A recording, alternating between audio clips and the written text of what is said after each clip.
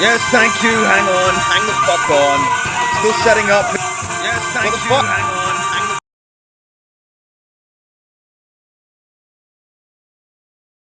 What the fuck has happened?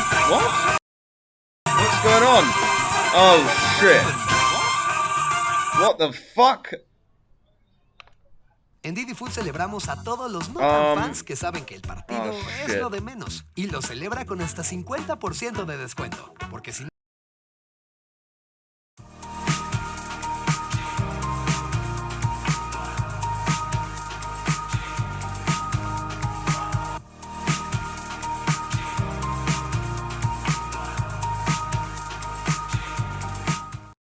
¿Ya escuchaste la nueva canción de Dana Paola? ¿Sabes que lanzó su primer disco a los 6 años? Amazon Music.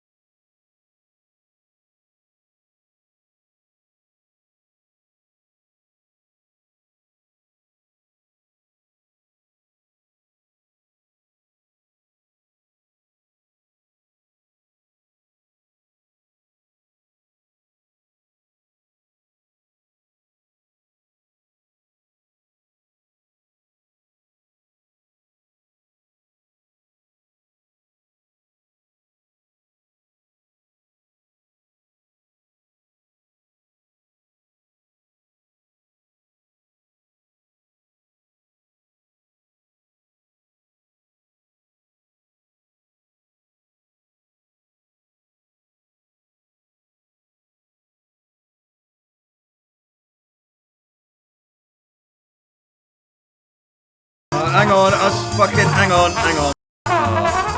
How do you do this? What's the other?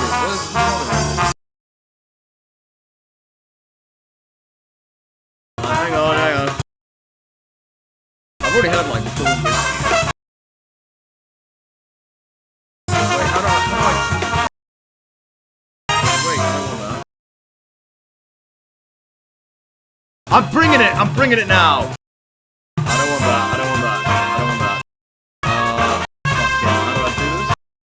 I can't find the image. Alright, hang on. I just downloaded it. Oh wait, yeah, I have to get it from Discord. Shit. I forgot to save it to Discord. Right, it's gotta be here somewhere. I can't even stop the music. Fucking hell, I can't.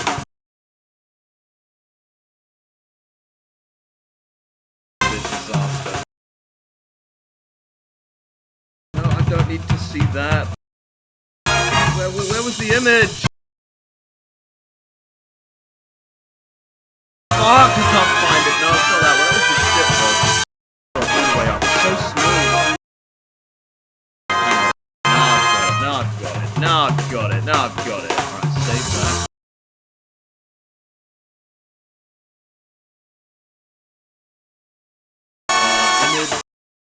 Image.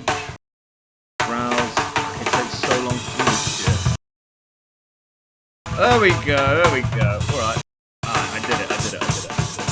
Alright, fit the screen. Hang on. Screen. There we go. Ready for the fan fiction. It's the title show. Wait, oh, we got something. Hang on.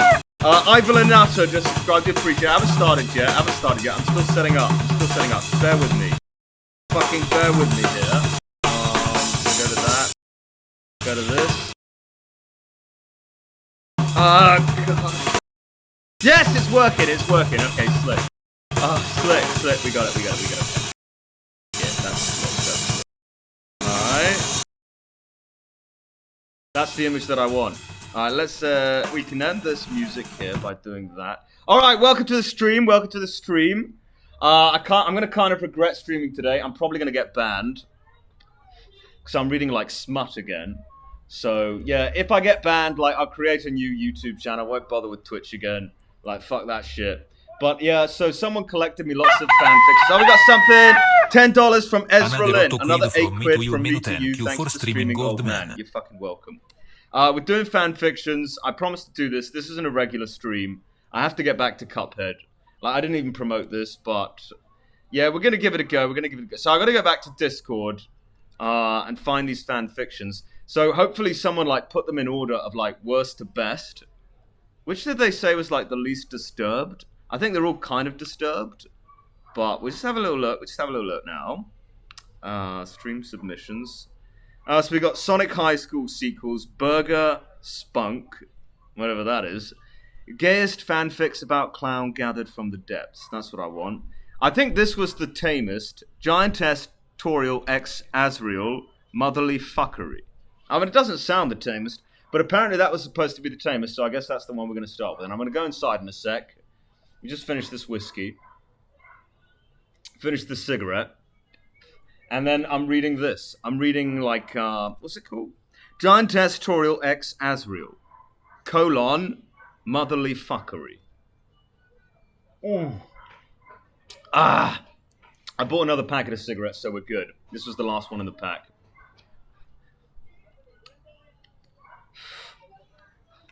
I love cigarettes. Alright, so we'll go back inside. I won't throw my voice out this time, which will be slick. By the way, if anyone wants me to like change the accent midway through, you've got to tell me. But otherwise, I'm just going to keep going and not check the chat. Basically, that's how I did it before, and it seemed to work. It seemed to fucking work. Let me just close that door. There we go. All right. So I have to load this up. Hopefully, there's no fucking virus here. All right. Wattpad.com. Okay, so this is called Giantess Toriel X Azrael, motherly fuckery. Maybe I need glasses to read this. I'm just gonna grab, fuck it. Oh, well, yeah, I'll do it with glasses on. Need to see what I'm reading here. Alright. So, Giantess Toriel X Azrael, motherly fuckery, by Marlin Zander, 87.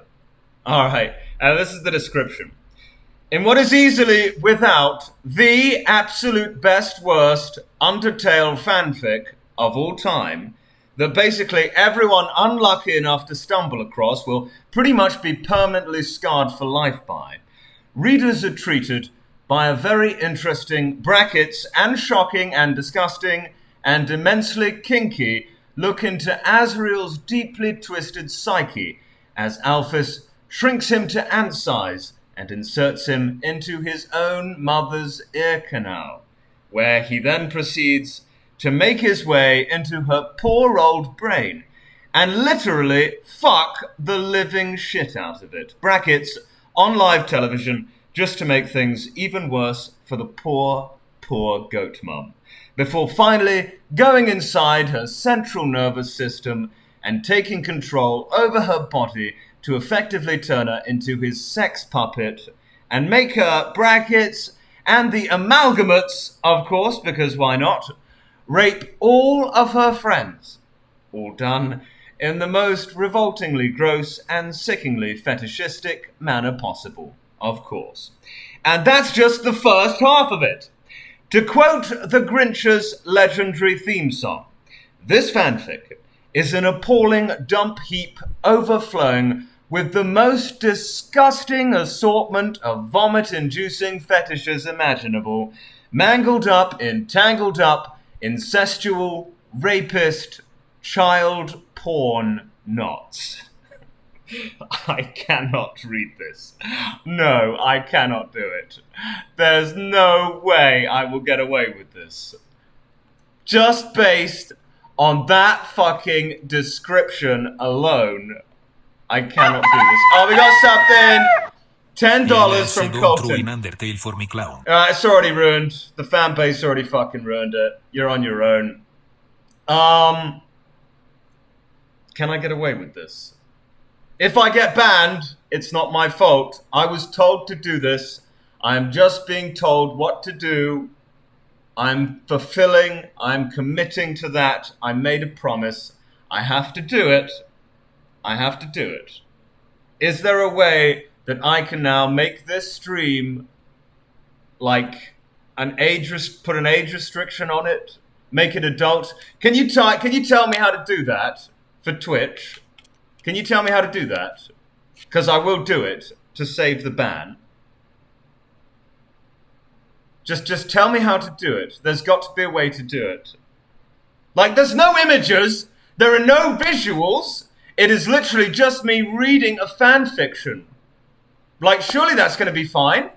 Surely that's fine. Is there a way to do it? Do you know, with Twitch? Can I do it? Can I do it? Is there a way to do it? I don't think Twitch has anything like that. What do I do? I'm going to do it. I'm going to do it. I'm going to risk it. I'm going to risk it. Hopefully I don't get banned because I'm going to be streaming this weekend as well. Back to regular streaming, Cuphead. Twitch girls can get full nude on stream. Yeah, exactly. Like, they can get fucking nude. I'm just reading words on a page on my laptop screen. Like, what the fuck is wrong with that? I'm gonna risk it. I'm gonna risk it. People are telling me not to, but I'm gonna fucking risk it. Just read it fast. Just pray for me. Just pray for me. Hopefully it's fine. Hopefully we're okay. If I get banned, I'll create a YouTube channel and just never do this again. Here we go. Giantess Toriel X Asriel by Marlin Zander 87. And she's got like a fine picture. I think this is a woman that wrote this. Big shocker. Her profile picture is fine. It's just a dog sitting in a field. If you can see this. Well, you can't see this, but I'm telling you what it is. It's just a dog sitting in a fucking field. Here we go. One fateful night in Hotland, Asriel was eagerly approaching Alphys' ever so massive laboratory with only the most disturbingly kinky and naughty of intentions. After having clearly watched far too much of the Alphys vs. Undine television series, Asriel, despite being but a mere 12-year-old child who had barely even hit puberty yet, I can't do this, was already beginning to develop all kinds of fetishes, with macrophilia, I don't know what that is, obviously being one of them thanks to the series' infamously disgusting, nearly banned from television pair of giantess scenes between Alphys and Undine. I wonder how that type of thing would work out between me and Toriel. Asriel, who was still in his regular kid form, smirked and whispered to himself, cackling mischievously and rubbing his hands together evilly as he tiptoed his way to Alpha's front door. And what better place to test this out than... Oh, we got something! JG11 Bravo. Okay, people are telling me to stop. People are telling me to stop. Do I stop? Type 1 if I stop, or type 2 if I keep going. Thank you for the subscription. Okay.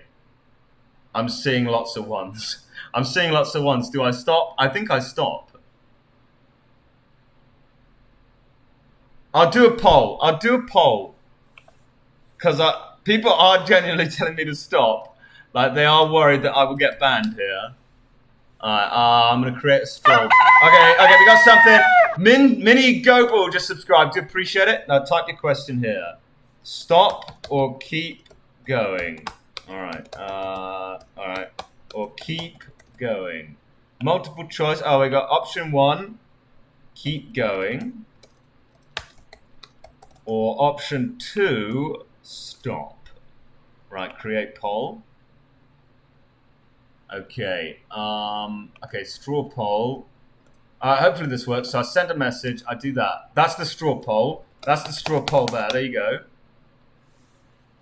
I'm very interested to see these results. Oh, we got something, hang on. You will get banned. 25 bucks, very generous from Hunter Revit. I missed that. You will get banned, you ergot poisoned old man. What does that mean?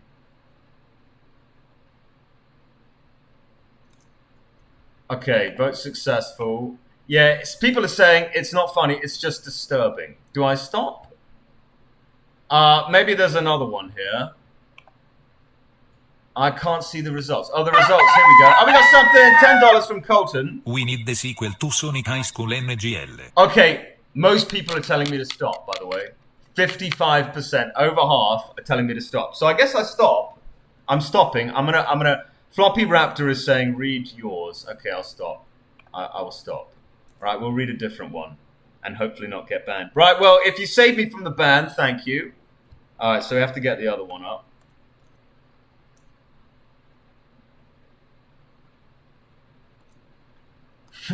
I can't believe, like, over half told me to stop. It must be so fucking bad.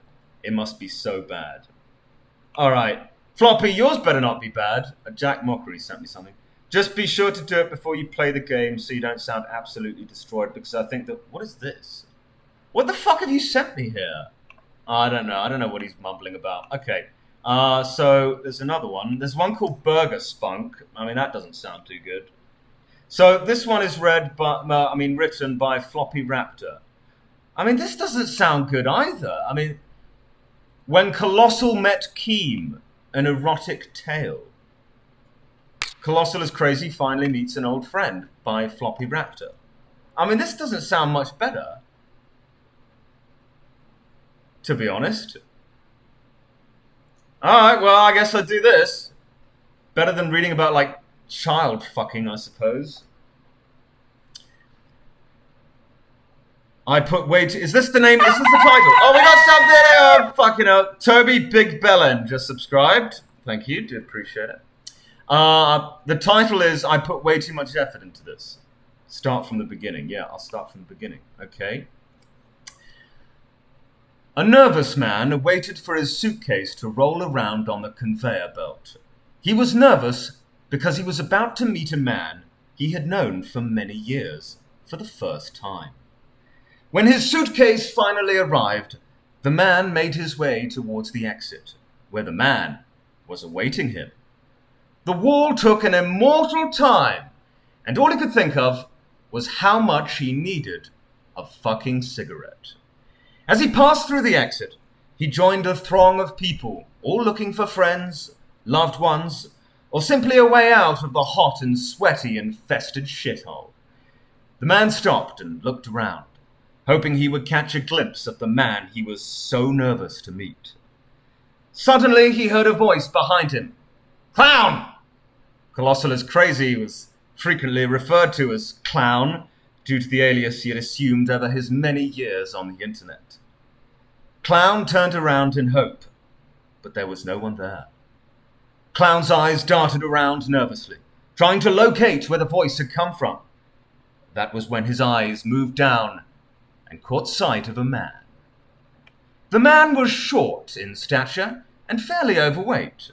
A long black beard flourished from the man's face, and two black beady eyes stared up at Clown.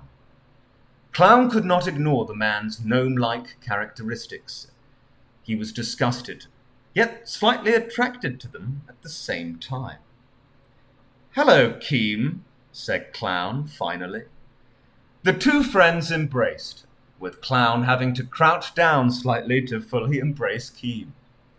The moment only lasted briefly, but felt like one entire lifetime in ecstasy. "Shall we go?" asked Keem, that's not his voice, as he reached up for Clown's suitcase handle and began walking towards the exit with it, like Keemstar would ever offer to carry my fucking bags. As soon as they reached the exit into the open air, Clown whipped out his carton of cigarettes and shoved as many as his hands could manage into his mouth. Clown felt around for his lighter, but it was nowhere to be found. Clown's heart stopped. "Fuck!" he screamed as the nicotine addiction slowly consumed his body. Clown fell to his knees in despair and was about to shed a tear when he suddenly saw smoke ascending from his many cigarettes. Clown inhaled, and the sweet, penetrating release of nicotine filled his lungs, reaching every inch of tumor-ridden lung tissue it could find. As the nicotine filled his body, Clown looked to see Keem in front of him, lighting his own cigarette with his G-Fuel lighter. "Use code something," said Keem, and gave a cheeky wink. Clown stared at his savior. Keem's pointy face was almost resembling that of a rat now. "How many fucking things can this man look like?" thought Clown to himself. But that thought passed quickly, as the multiple cigarettes filling his mouth crammed his body with temporary happiness and fulfillment. Clown stood up and regained his composure. "Let's get the fuck out of here," he uttered, and waited for Keem to lead the way to his truck. As they headed towards the vehicle, Keem revealed his terrible experience on the way over. "I hit a dog going 70 miles per hour on my truck." Clown looked down at Keem, and before he could respond, Keem replied, "Yes, it died." Clown stared in disbelief at this disclosure, and could see a single tear rolling down Keem's cheek. What a pathetic fucking creature, thought Clown. Eventually they made it to Keem's truck, and they both got in. Keem's disability did not seem to get in the way of his lifestyle. A little extending ladder allowed Keem to climb into his truck with ease, and the pedal extensions were just as impressive. As Keem settled into his booster seat, Clown took a moment to admire the garden ornament that was going to host him for the next couple of days. The longer Clown looked, the more nauseated he became. He decided that looking at Keem for extended periods of time repulsed him, but there were unknown feelings stirring within Colossal that slightly aroused him at the thought of Keem. The ride back was full of laughs, but that was mainly because Keemstar was laughing at his own jokes and would not shut up with his continuous running commentary.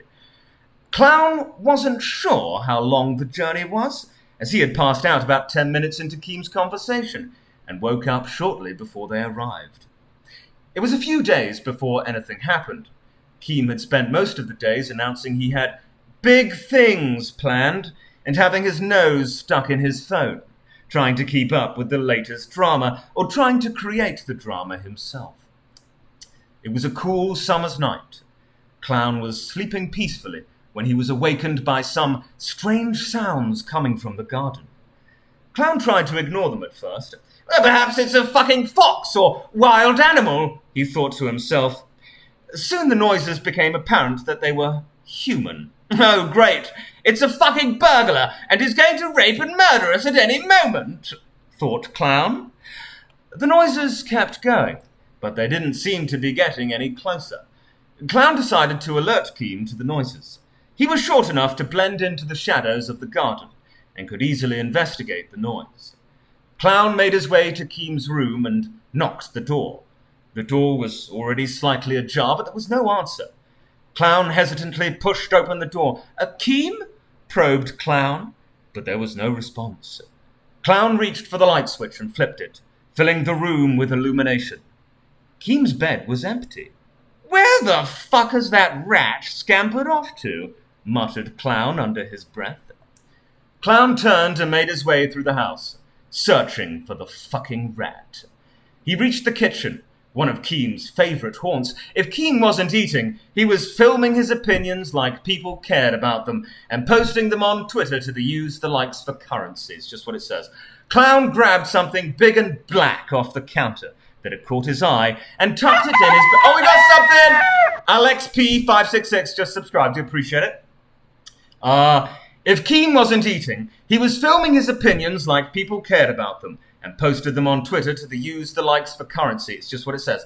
Clown grabbed something big and black off the counter that had caught his eye and tucked it in his pajama pocket. Might be needing that for later, thought Clown to himself.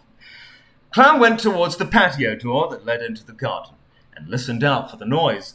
The noise had stopped, and quite frankly, Clown wasn't prepared to go out into Keem's garden on his own and get shanked, so he decided to go back to bed and have a cigarette. Keem was probably scouring a sewer somewhere and would turn up in the morning, Clown reassured himself. Clown entered his room and went to climb back into bed when something moved in shadows. Clown reacted quickly and grabbed the lamp on the bedside table to use as a weapon to fend off the invader. "Whoa, Clown, settle down! It's only me," said the familiar voice, as Keem stepped forward out of the shadows. "You nearly give me a fucking heart attack, you fucking inbred," raged Clown. "Sorry, Clown. Here," replied Keem, and offered Clown an already lit cigarette. There's a lot of smoking in this. Clown was hesitant about accepting the offering from the gnome. His dirty mouth had probably been on it, but Clown was so desperate for a cigarette that he didn't want to waste any more time getting one himself. As Clown reached out his hand for the cigarette, Keem flicked it away and then pulled Clown down towards him. Their lips met, and Clown felt a strange feeling overcome him. Oh, God. Keem moved Clown's hand down towards his now exposed penis. Clown caught a glimpse in the corner of his eye. A stubby little chode. Reminded Clown a bit like a cabbage. But perhaps Keem knew how to use it. He hoped Keem knew how to use it. The sudden reality of what was happening hit Clown like a ton of bricks. The physical repulsion that Clown had had of Keem was locked in an internal battle of lust and sexual frustration. Keem's sweaty, fat hands were running all over Clown's satin pajamas, trying to remove them as clumsily as he could. Clown couldn't take this pathetic attempt at foreplay any longer, so flipped Keem over and stuck it in nice and deep. The screams from Keem were pure ecstasy to Clown's ears, so Clown pulled out and stuck it in again. Over and over, Clown stuck it into Keem, and each time Keem's screams grew fainter and weaker. Keem couldn't seem to handle the size and rate of penetration that was happening, and this power over Keem only made Clown harder and more determined. Fuck me. Bodily fluids were oozing, and Clown lavished rubbing them all over Keem's body and Clown's own now naked body. It was warm and wet, but the sensory experience brought a warm feeling over Clown, one that made it bearable to be near Keem. I hate this. Clown was nearing his climax and gave one final deep thrust to finish Keem off. Clown ejaculated at the final thrust, and Keem slumped down to the floor. Clown stood back to admire his work. Keem was on the floor like the fucking snivelling rat he was, weak and breathless. The room was a mess, but that wasn't his concern. Clown didn't have to clean it up. He simply had to live with what he had done. that he had seen DJ Killer Keemstar naked. He wasn't entirely sure which was the worst result, but felt the latter required less physical work, so went with that. Just as Clown was about to leave the room, he caught glimpse of the cigarette Keem had flicked away. Still lit, still perfectly smokable. At fucking last, he said as he picked it up and took a long and deep drag. He walked back into the kitchen and put the knife back onto the counter. The big black handle covered in blood right down to the tip of the blade. He made his way to the patio door and opened it. A familiar smell met him, and he followed it. Clown took the last drag on his cigarette and stubbed it out on a nearby tree and continued following the smell. That was when he stumbled across it. In front of Clown was a small bonfire, and on that bonfire was every last pack of cigarettes that Clown had had in his possession.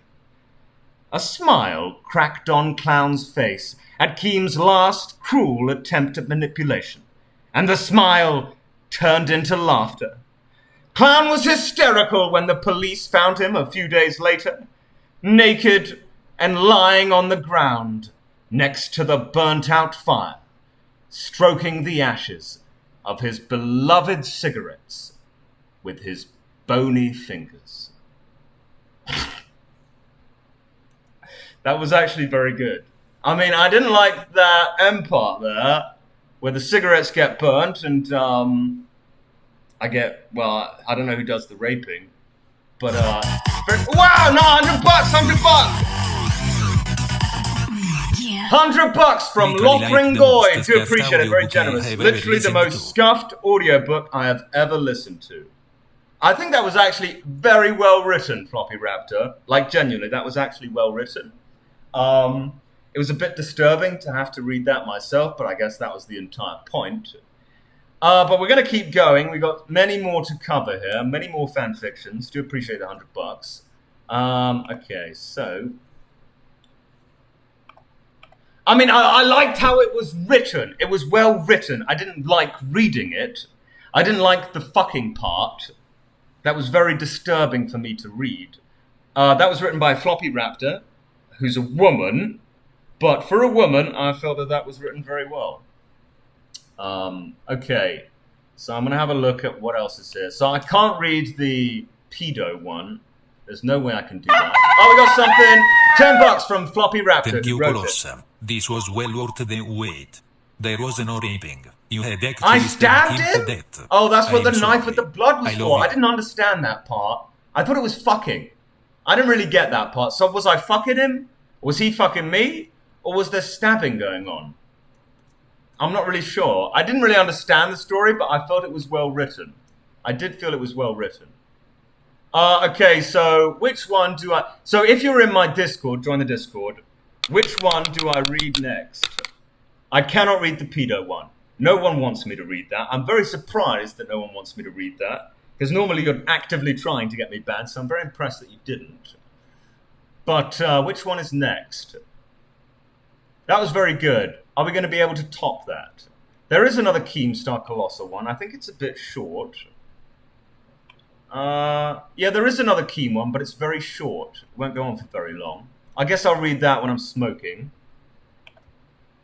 Let's have a look. Corpse husband goes to the store. That's again very short. Oh, that's something. Hang on. Tobermeister, just subscribe. Yeah, I think it's a good thing that I didn't read that. It's a good thing. So there is more Sonic High School stuff. I guess I'll try that. Sonic High School stuff. Oh, it's checking. So I know I read... So this is like Sonic the Hedgehog World War II Dragon. I don't know how good this is going to be. I have no idea. Hopefully there's not too much porn in it. I'm just flicking through. I can't see any porn yet. But I did see a mention of Anne Frank. So this could get weird. Let me just grab some water and then we'll do this. And then I'll have a cigarette.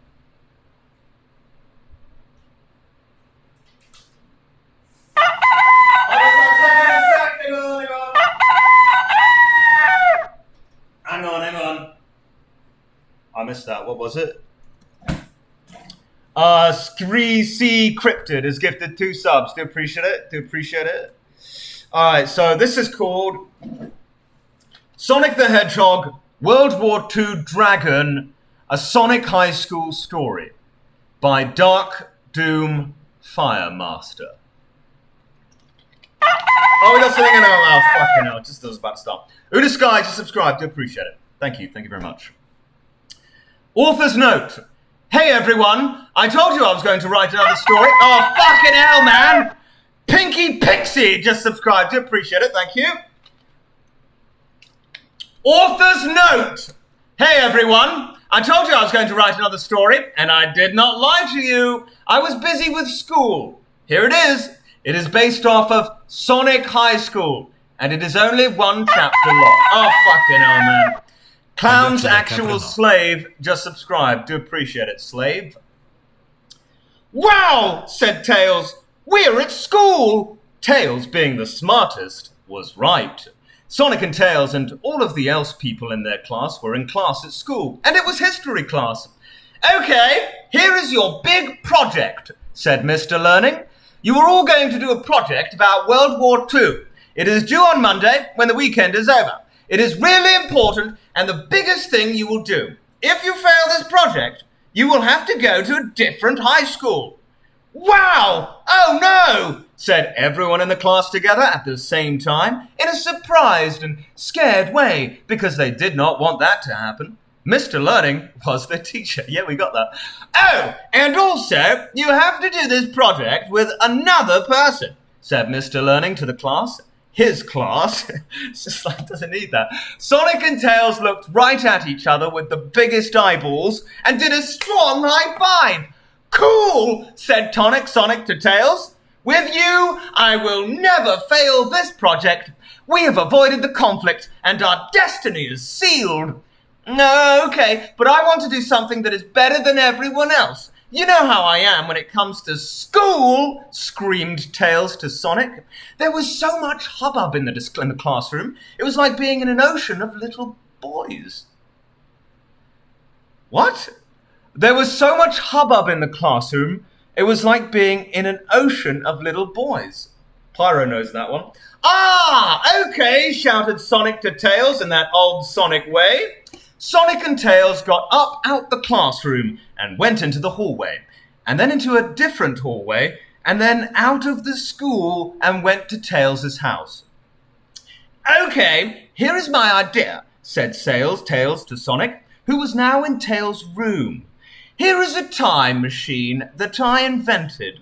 We are going to use it to go back in time and stop World War II from ever happening so that we get the best grade ever. And everyone else fails because World War II will not have happened and they will be doing projects about fake things. Tails laughed and rubbed head. What? Oh man, said Sonic to Tails in a surprised way. That idea is so crazy. Wait, oh wow, Blaze the cat is in our class. That means she will fail. Yes, said Tails to Sonic. Hate that bitch, said Sonic to Tails. Let's do it. Okay, said Tails. This is how the time machine works. I have to use the control thing here, and you have to go into the time machine and go stop World War II. I can talk to you and use the time machine on you from here, so don't worry if you mess things up big time, because I can get you out. Cool, said Sonic, but how do I stop World War II from happening? Said Sonic, making a face that was confused, like an ostrich at a new zoo looking for his food when all of the other ostriches leave to go eat. But he doesn't fucking know. What are these analogies? Thank you for the subscription. I missed that. What the fuck was that? Jesus Christ, where was I? I've lost my place. Oh my god. Cool, said Sonic. But how do I stop World War II from happening? No, I haven't read this yet. Where was I? Hate that bitch, said Sonic to Tails. Let's do it! Okay, said Tails. This is how the time machine works. I have to use the control thing here, and you have to go into the time machine and go stop World War II. I can talk to you and use the time machine on you from here, so don't worry if you mess things up big time, because I can get you out. Cool! Oh, fuck! Gran just subscribed. I appreciate it. I lost my place again. Cool, said Sonic. But how do I stop World War II from happening? Said Sonic, making a face that was confused, like an ostrich at a new zoo, looking for his food when all of the other ostriches leave to go eat, but he doesn't know where to go. Mighty Claw just subscribed. I appreciate it. Well, obviously, you have to kill Rudolf Hitler, shouted Tails. Now get in the time machine! The time machine looked like a big grey thing with parts. Sonic looked surprised, but Tails pushed him into the time machine, and Tails went to go push a bunch of buttons and screens and pull on things until Sonic was trapped in a little thing, and a lot of smoke came out and lights flashed. Here we go, shouted Tails. I am sending you to before World War II. Sonic felt like he was in a bathtub filled with yogurt, and then before he knew it, he popped out of the time machine, and suddenly he was in Germany. You are in Germany, said Tails to Sonic with his time machine technology. I don't know what to do! What am I doing? How do I kill Hitler? Shouted Sonic out loud to Tails, but uh-oh, it looks like Sonic shouldn't have done that, because then the Nazis came for Sonic. That's how it's spelled. That blue teen is thinking about killing Hitler. Get him and put him in jail. The Nazi army people came over and grabbed Sonic on the arms. Hey, let go of me! Let go! Tails! The Nazis are taking me away! Help! Screamed Sonic like a wild ass and tried to break free out of the Nazis' grips. But even with all of his fast-speed power, there were just too many Nazis, and they kept Sonic from going anywhere. They carried Sonic through the street into the jail and put him into it. Tails, get me out of here, cried Sonic in a way that sounded so scared. What? How did you mess up already?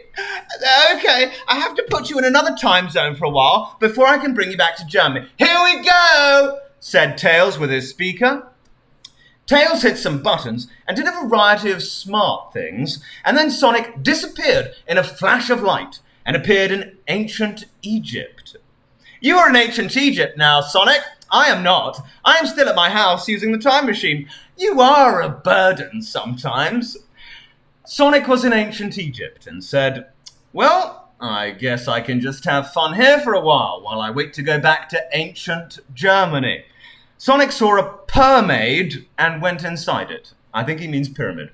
When Sonic went in there, there were so many things. Oh, we got something. Hang on. The Mauer just subscribed. Ancient Germany. Ancient fucking Germany. Fucking hell. Hang on. I lost my place. They've spelt it so weird. Pyramid. Pyramid. Not pyramid. Where was I? Oh, fuck! Robini just subscribed. Do you appreciate it? When Sonic went in there were so many things inside of it. There were paintings on the wall. Not like paintings in frames, but things that people drew onto the walls. And also there was a big golden chair with a guy that looked like a king sitting in it. Hey, I think I know you, said Sonic to the king. Sonic remembered seeing him somewhere before, and then he remembered where. In history class. Yeah, you're King Tunt. Sonic was right. It was King Tunt, the ancient pharaoh from Egypt. That's how it's spelled. Oh, fuck! $5 from Ezra Lynn. Read with a German accent for ancient Germany. Okay, well, when we get back to ancient... Oh, fuck it out. I won't do that. I'll remember to do that. Nazis. Thank you for the subscription. Who are you? Said King Tunt. King Tunt had a big gold hat on and some bracelets and a neck thing. And then he looked at Sonic really hard and realized something. Okay, how do I do the African voice again? Rifle with the rifle boat. Do the black. I'm black. Elephant.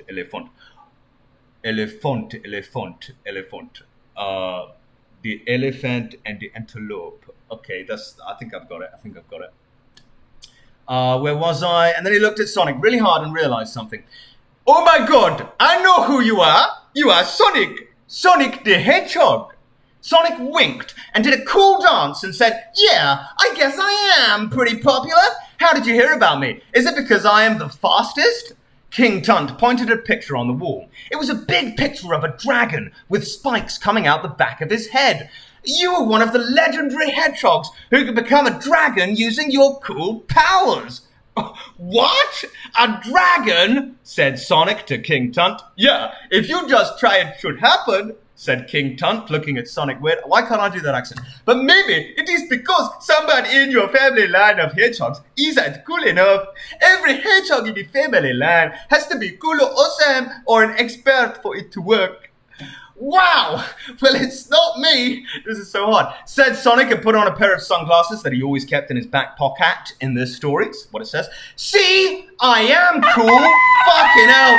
$5 from Machine. Just wanted to say that your G-Sonic High School reading stream has been my favorite thing to put as a background noise for years now. Thank you so much for reading the sequel. You're this welcome. This is the most magical time of the year. You're welcome. Thank you for the $5. I've lost my place again. Sonic winked and did a cool dance and said, yeah, I guess I am pretty popular. How did you hear about me? Is it because I am the fastest? King Tunt pointed at a picture on the wall. It was a big picture of a dragon with spikes coming out the back of his head. You are one of the legendary hedgehogs who can become a dragon using your cool powers. What? A dragon? Said Sonic to King Tunt. Yeah, if you just try, it should happen, said King Tunt, looking at Sonic weird. But maybe it is because someone in your family line of hedgehogs isn't cool enough. Every hedgehog in the family line has to be cool or awesome or an expert for it to work. Wow! Well, it is not me, said Sonic and put on a pair of sunglasses that he always kept in his back pocket in this story. See, I am cool, Sonic smiled so big, using teeth. Well, sorry, it looks like someone else in your family history is a loser, so you can't be a dragon now, said King Tunt to Sonic before calling his guards and pushing him out the door. Sonic was now outside. Hey, Tails, said Sonic to Talus. Can you look up my family history and figure out who isn't cool enough for me to be a dragon? I never knew I could become a dragon, but I think that is how we can defeat Hitleg. That's what it says, Hitleg. Tails typed fast, so fast, faster than the fastest car you could have ever seen or can even think of. Tails looked up Sonic's family history on the internet and used his technology and devices to scan the information and found a thing. Now, hey, Sonic, I think I found the answer. I'm going to send you to the person now. This person is also in World War II. Make them cool. I hope it is not Hitler. Sonic also hoped it was not Hitler, because then he would... Oh, fucking hell. $10 from Colton. I need to hear your Russian accent again. All right, I'll try that. Russia. Sonic also hoped it was not Hitler, but then he would be related to him and would have to go to jail. Sonic disappeared from Egypt in a flash of light and flew through the time and the space back to Germany in World War II. He was now outside the house. It was sad and grey. Looking at it was rainy. Okay, my family member must be in this house. Sonic went inside and looked around, but he did not find anyone. He looked in the first room and the second room and even the third room. He looked in all the rooms he could find. What is this? A joke? I'm so pissed at this. I want to be a dragon, said Sonic out loud to himself, but outside of his head. Then he heard something. Just speaking there. I mean, what? Hello, is someone down there? Said a voice coming from the floor above him. Yeah, it's me, Sonic the Hedgehog. You might have heard of me, said Sonic, laughing and smiling, because he now knows he is famous enough to be known by King Tunt, who is in history books. Oh, come up, said the voice, and it was a girl's. And then a flat came out of the ceiling, and stairs popped out of the hole in the ceiling, and Sonic went up them. Sonic went up there and saw a girl. She looked sad. Hey, who are you? Said Sonic to the girl who was standing there. I'm Anne Frank, said the girl, who was actually Anne Frank. Oh, wow! I know who you are. I heard about you, said Sonic. Really? Wow, said Anne Frank. Well, this is going to sound crazy, but I am related to you. I'm here to help you. You are not cool enough, said Sonic. Sonic bounced up and down on the wooden floor, and it made creaky sounds. They were in an attic. Oh, God! What? Oh, fucking hell. What? What? Are you fucking kidding me? Oh, God.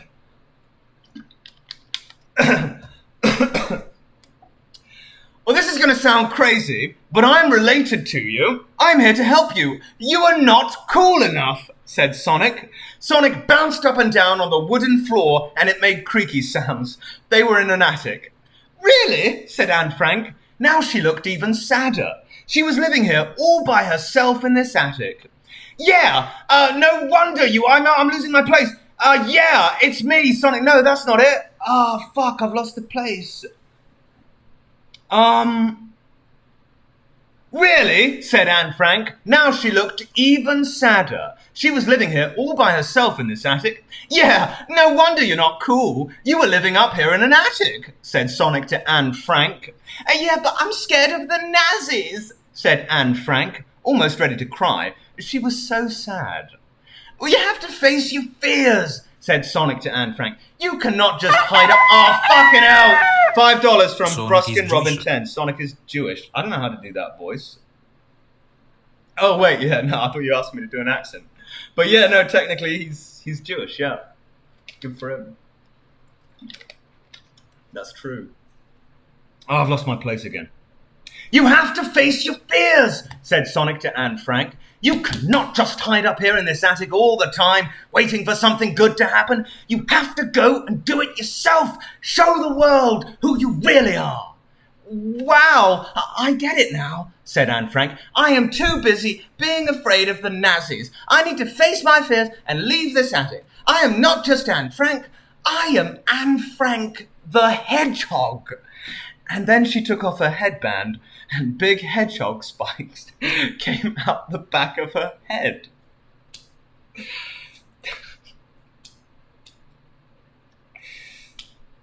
Yeah, that's it. There are so many things that you can do if you are just not afraid. You can go to Applebee's and use teen social media and buy an Xbox and even have penis plus vagina sex like me and Amy, said Sonic to Anne Frank, winking. Don't fuck. Don't fuck. Wow! I did not think about this whole new world of possibilities. She's a giant. $50. Sorry, but this is It's not, though. Oh, no. From Milk Hotel, Two-Headed Boy Part 2.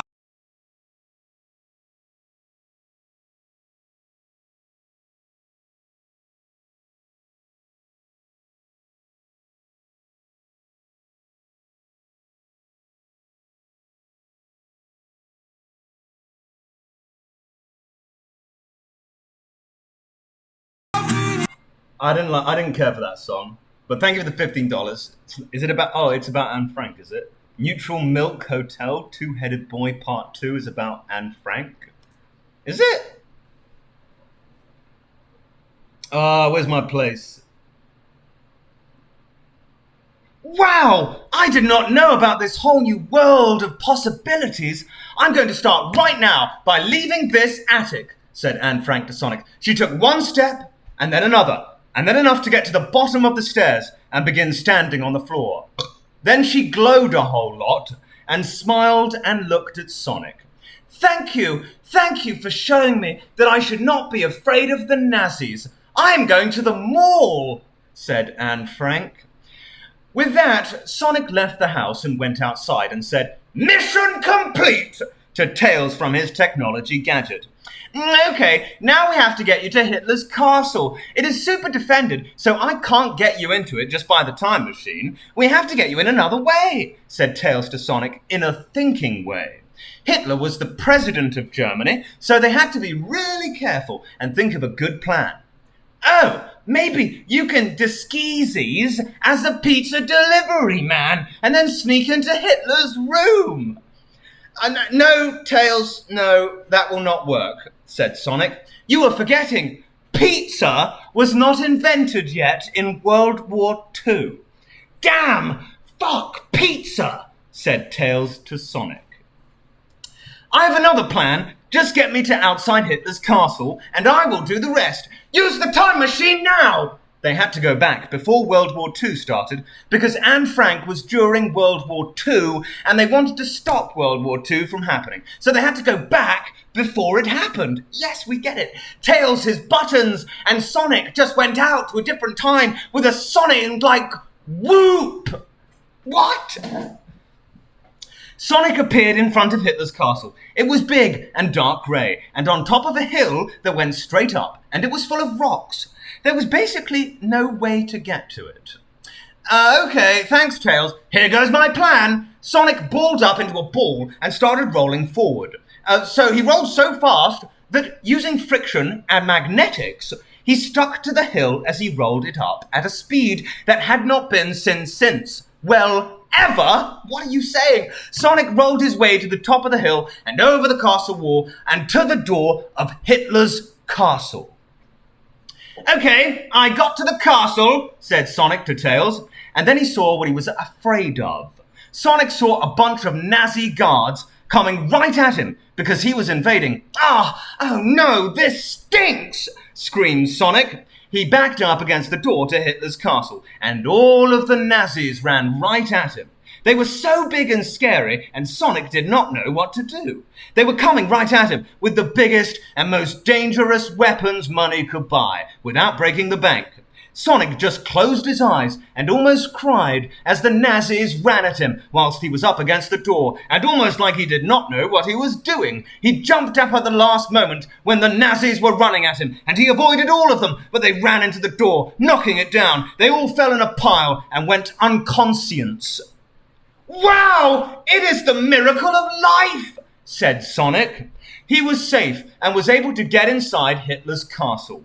Sonic walked over the lumpy bodies of those idiot Nazis and followed the red carpet all the way to Hitler's room. The castle was really scary inside. It was dark grey, and there were red carpets with gold parts, and there was even lava. There were candles that were lit on fire in the hallways.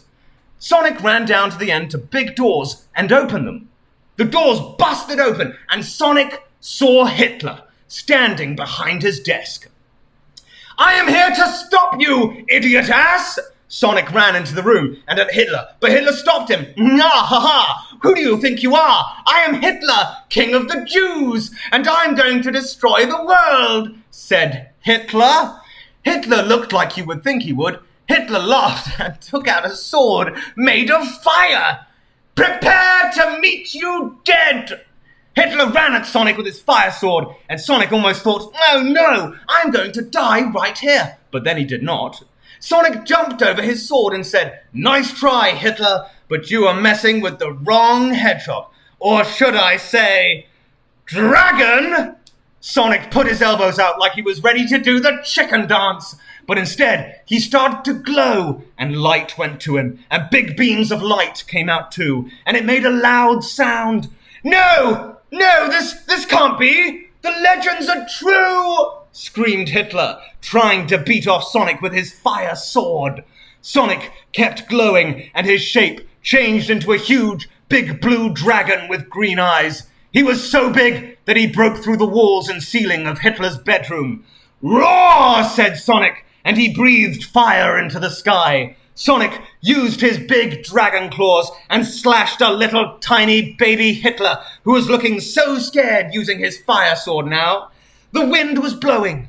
Then Sonic decided enough was enough and grabbed Hitler in his claws and flew out away from Germany to Hawaii and dropped him into a volcano.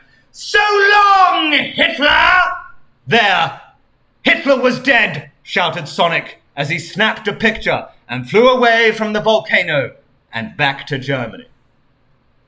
Sonic got back to Germany and glowed and then turned back into a hedgehog. There! Hitler is dead, so World War II can never happen, said Sonic to Tails through the technology. Wow, cool! That was the coolest thing I've ever seen.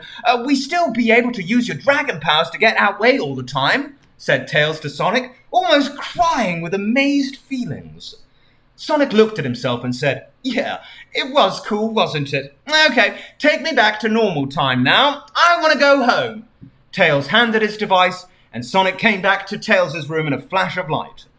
Okay, give me that camera, screamed Tails to Sonic. Wow, control yourself, said Sonic to Tails. Sorry, said Tails. I'm excited. Tails grabbed the camera and printed out the picture of Hitler being eaten up by the volcano. Then they ran to school, even though it was like 8 o'clock, and broke in and ran to their history classroom. Mr. Learning, here is our project, said Tails as he handed the picture to Mr. Learning. Mr. Learning touched his glasses and looked at the picture and said, oh my God, this is of Hitler dying. You stopped World War II from happening. Wow! Yup, we sure did, said Sonic and Tails together at the same time to save time. They laughed and high-fived like at the beginning of the story. That's it. You get the biggest A ever. The project is over, and you can get an A for the whole class. No one else does, said Mr. Teaching. Yeah, said Sonic. Woohoo, said Tails. Sonic and Tails hugged, and Mr. Learning was so proud, and they went home. Author's note. Merry Christmas. That's the author's note at the end. Well, at least there wasn't any porn, I suppose. Oh, God. Right, cigarette time, and then it's the next part.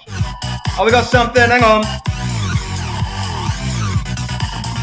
Yeah. Thank you for the $50, Colton, very generous of you. Thank you, Daddy Clown. We have been anxiously awaiting that sequel for years. Do appreciate it, very generous of you. Got one more part to go here. But cigarette first.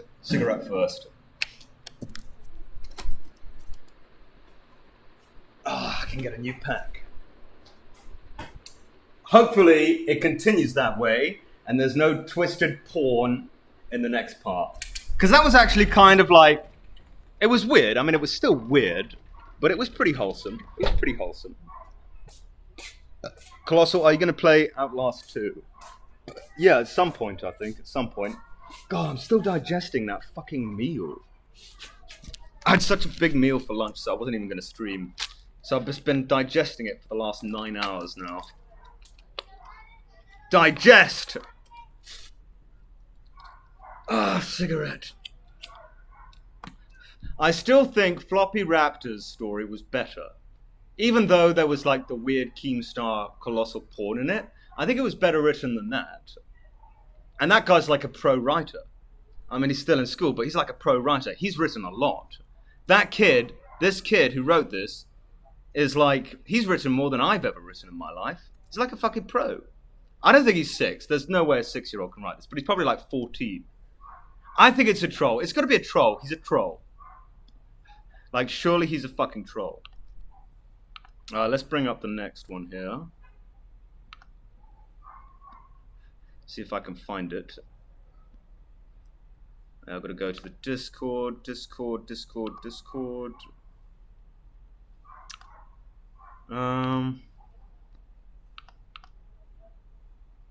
Alright, here we go.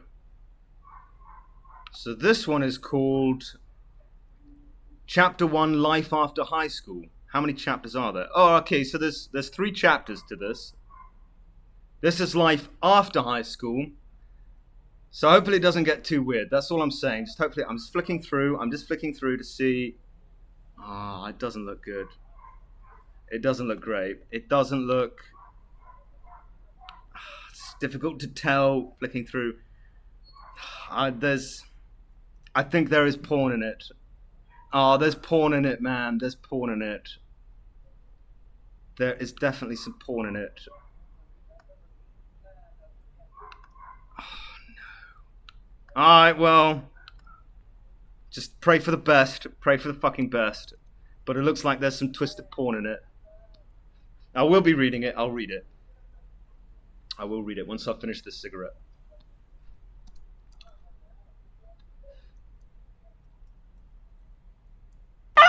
And he keeps writing them. He keeps writing them. You're truly amazing. Have been watching you since I was a Based, Now I'm Lumpy 21. Panda, based. Love all the Thank you for content you $5. make. Keep it up, clown. Love you. Thank you, very generous, thank you. Well, it was $5, it's not that generous, but do appreciate it. Do appreciate it all the same. I thought it was 50 for a sec. Oh god, just hopefully don't get me banned. That's all I'm asking. Yeah, 3 chapters to this. There are comments. Shall we have a look at the comments while we're here? This guy, they love it. They fucking love it. Cyber Cafe. I am desperate for more Sonic High School. It's been 3 years. I am eager for your return. Dark Doom Firemaster. If you are reading this, I just want you to know your works have been an absolute joy to read through. Rereading Sonic High School has been a yearly tradition for me, and it never ceases to make me laugh, no matter how many times I read it. Needless to say, I will be patiently waiting for your return, and I cannot wait for the long-awaited finale to the series. Thank you for all the laughs. Like, they love it. They love it. Like, some people are reading this during the pandemic, and they're like, this is getting me through the pandemic. It's like, what? He's actually got fans, this guy. They unironically like the fucking writing. I mean, he does have some incredible analogies, this kid. But I think he's a troll. I don't think it's real. I don't think it's real. I think he's a troll. Or maybe not. I don't know. I don't know. Right, let's put the cigarette out. Right, I'll just get some water.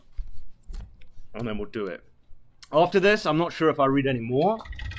Although I'll take suggestions. There are some more in there. There is that pedo one, but I guess I'm not reading that. It was a good idea not to read that. Appreciate it.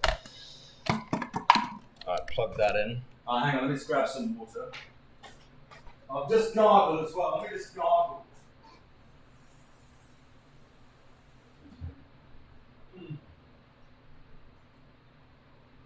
There's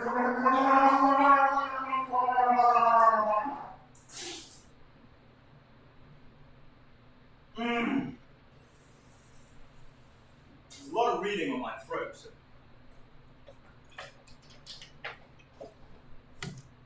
And it's just got fucking dark outside. I didn't even realise. Right, here we go. Right, glasses on, glasses on. Alright, here we go. Oh, it's not that one. What's this? Oh, I've lost it. I've lost it. Oh, wait, hang on. I've got to get back. Oh, fucking spilling water on my keyboard here. Hang on, hang on, hang on. I don't want... What the fuck? I can't move the mouse pad. I got water all over it. Hang on. Oh, shit. I spilled water everywhere. Alright, hang on. Here we go, here we go.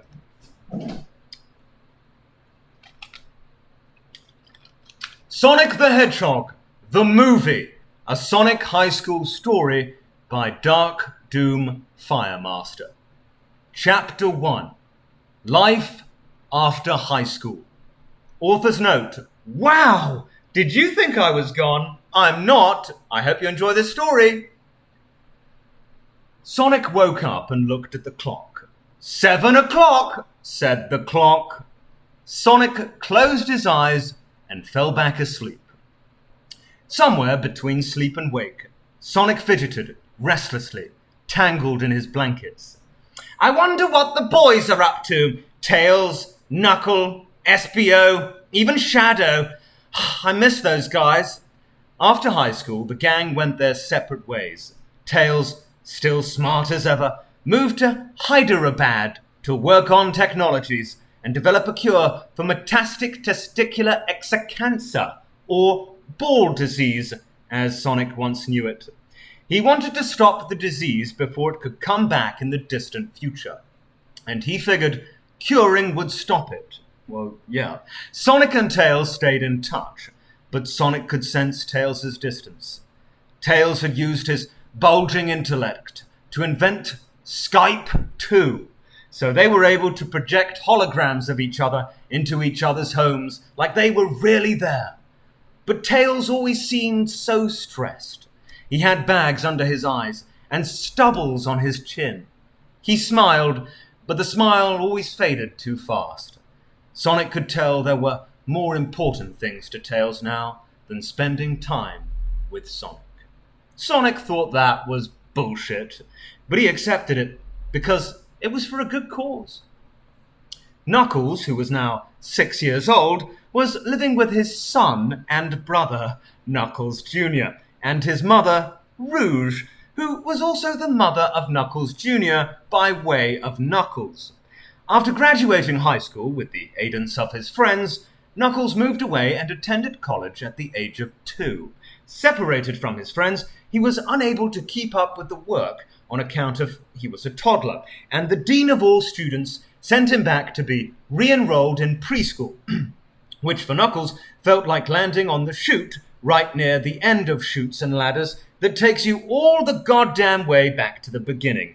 So Knuckles was now in first grade. Rouge and Knuckles Jr. had moved out to the college to live with Knuckles because they figured he would not be able to find his way home by himself because he was only 2 years old. Espio played truant from his one-time sexual relationship with Rouge and moved to an apartment with Silver, with whom he was now in a fulfilling and succulent gay relationship. Espio, ever the chameleon, had been making a living managing his tatrazine-sensitive food blog, which he created after discovering his debilitating allergy while eating a marzipan facsimile of Cream's Head and her belated quinceañera, from which he was saved by what? I gotta read this again, like, what?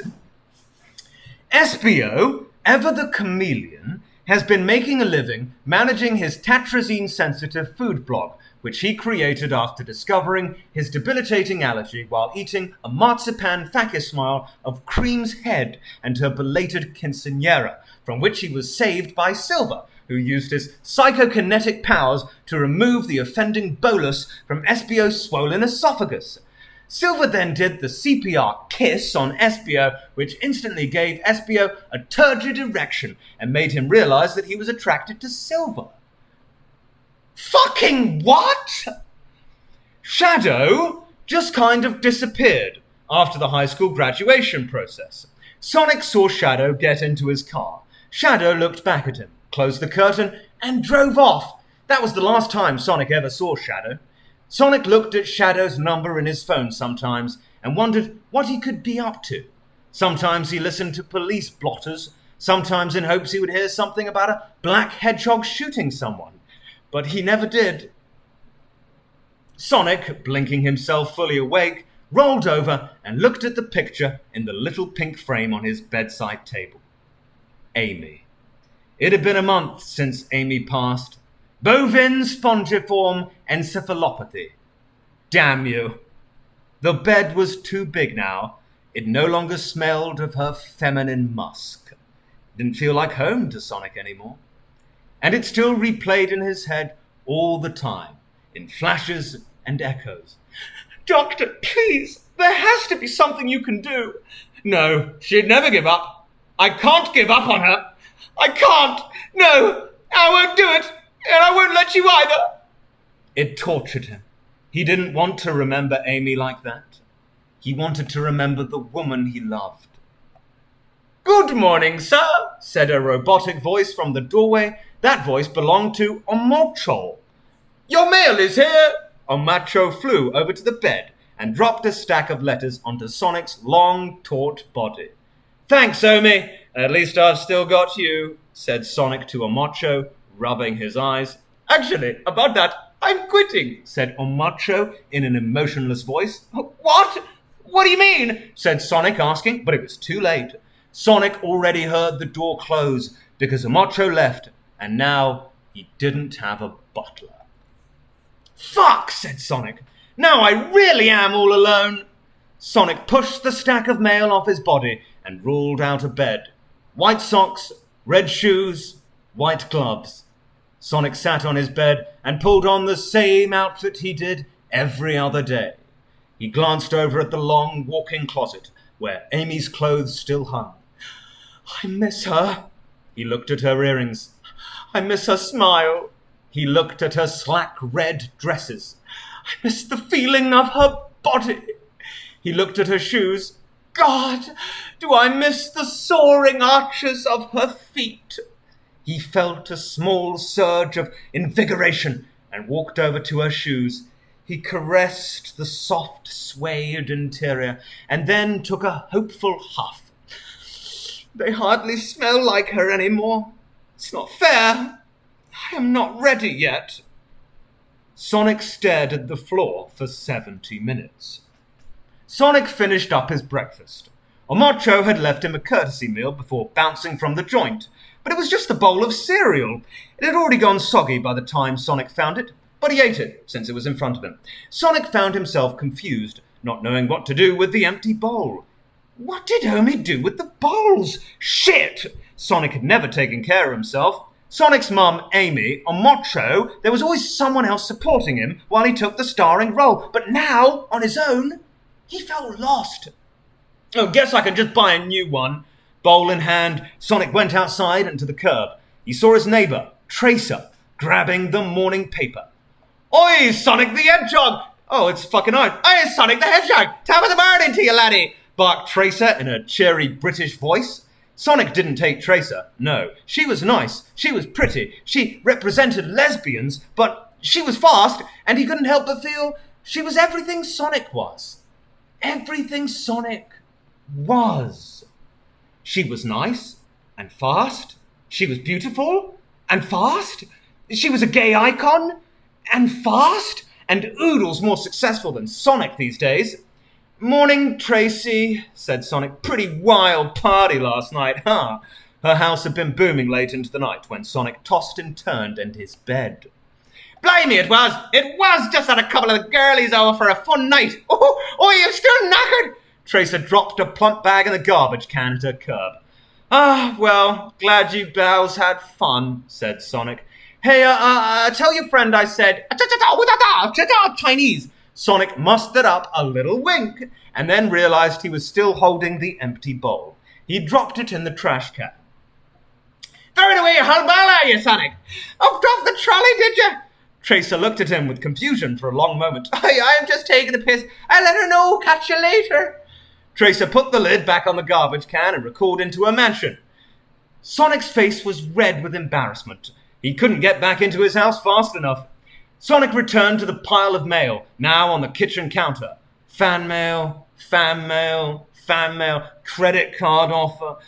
Movie deal, said Sonic, blinking at the shining golden envelope. He tore the letter open. Dear Sonic the Hedgehog, we are delighted to inform you that we are beginning production of the Sonic the Hedgehog movie. Sonic read the rest of the letter, then said where and when to be at it, and how much money he was going to get. What? I'm going to be a movie star, said Sonic, throwing his hands and the letter in the air. Wait until Amy hears. Oh, right, said Sonic, already putting a damper in his Pampers. Still, it was something to do. Sonic stepped out of his Sonic Uber and into the movie studio. I'm here, said Sonic, taking off his sunglasses and smiling at the big-titted, sexy goddess receptionist seated at the reception desk. Hello, sir, said the receptionist at the reception desk. Last name? Sonic the Hedgehog, that's his last name, said Sonic, winking. The one and only. Okay, thank you, Mr. Sonic the Hedgehog.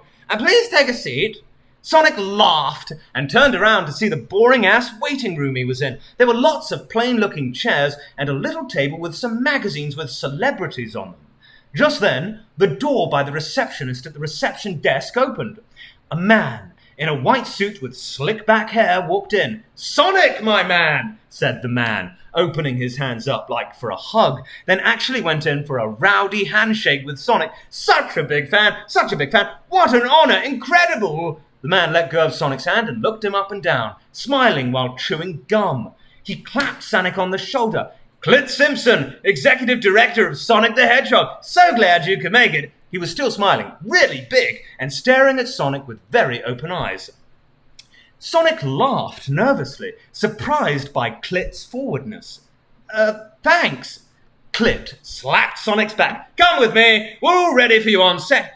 Sonic snuck in one more wink at the receptionist at the reception desk as he was ushered out of the waiting room by Clit.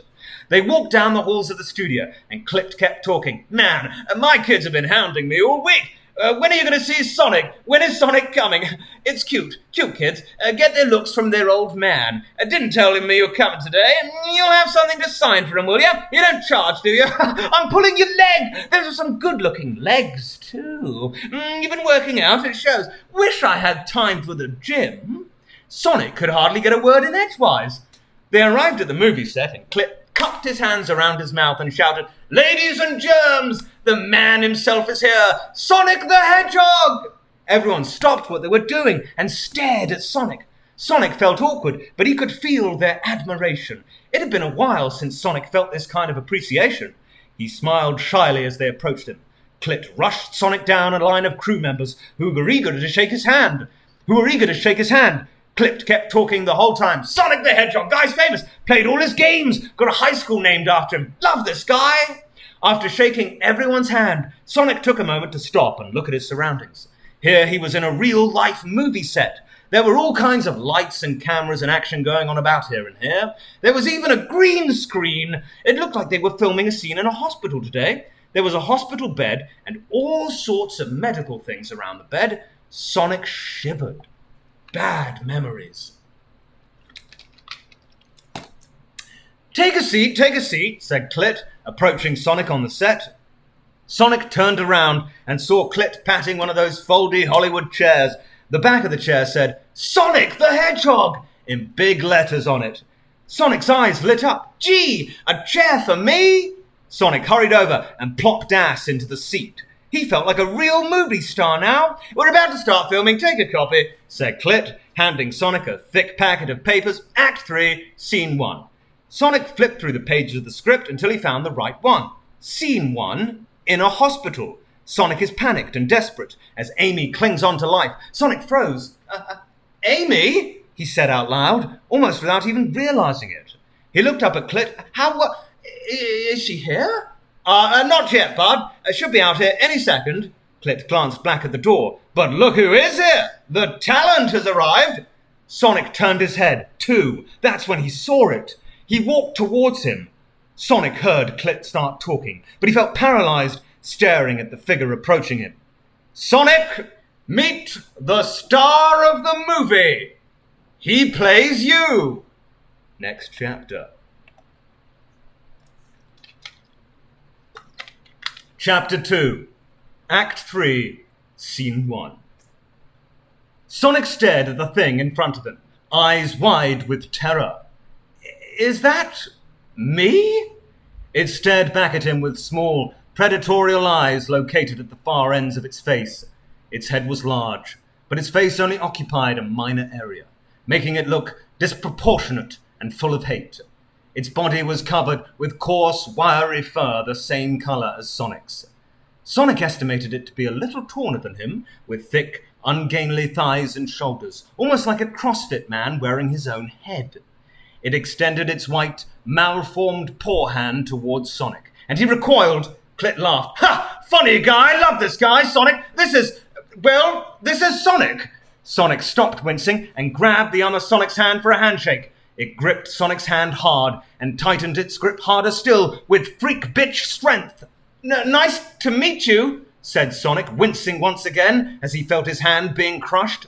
It said nothing in return, just looked at him, pumped his hand a few times, and then finally released him from its grip. Nursing his sore hand, Sonic looked at Clit with a pitiful mix of confusion, fear, and sadness. I thought I was the star. My man, you are a star. You're our star consultant. Who else can get inside the mind of the great Sonic the Hedgehog like you? Said Clit, while the other Sonic turned its head towards Clit. Clit noticed. Well, that's going to get confusing. Say, Sonic, you got a middle name? Me? Said Sonic. Sonic rolled his eyes. Yeah, Maurice, Perfect. Great name, Maurice. Old world, old money. Suits you. Love it. Take a seat on the floor for now, would you, Maurice? We'll get you a new Maurice chair. A crew member appeared from out of nowhere and pulled the chair out from right underneath Sonic, and he fell to the floor. Sonic rubbed his pained butt and looked up. A beautiful young woman was standing over him. Mr. Simpson, I'm all ready, she said in a hauntingly familiar voice, but with an accent like a country singer. Sonic rubbed his eyes in disbelief. The woman had short pink hair, stunning green eyes like pools of acid, and assertive, globular breasts, barely contained by a tight red and white dress. Her red hairband whispered, "Kiss me sweetly," and her tall red and white boots screamed, "Stomp on my genitalia and throat." "Amy?" said Sonic, looking up at her. She chuckled. "Oh, why, thank you, sir. It's an honour. The wardrobe and makeup folks around here do a mighty fine job, don't they?" She did a little twirl.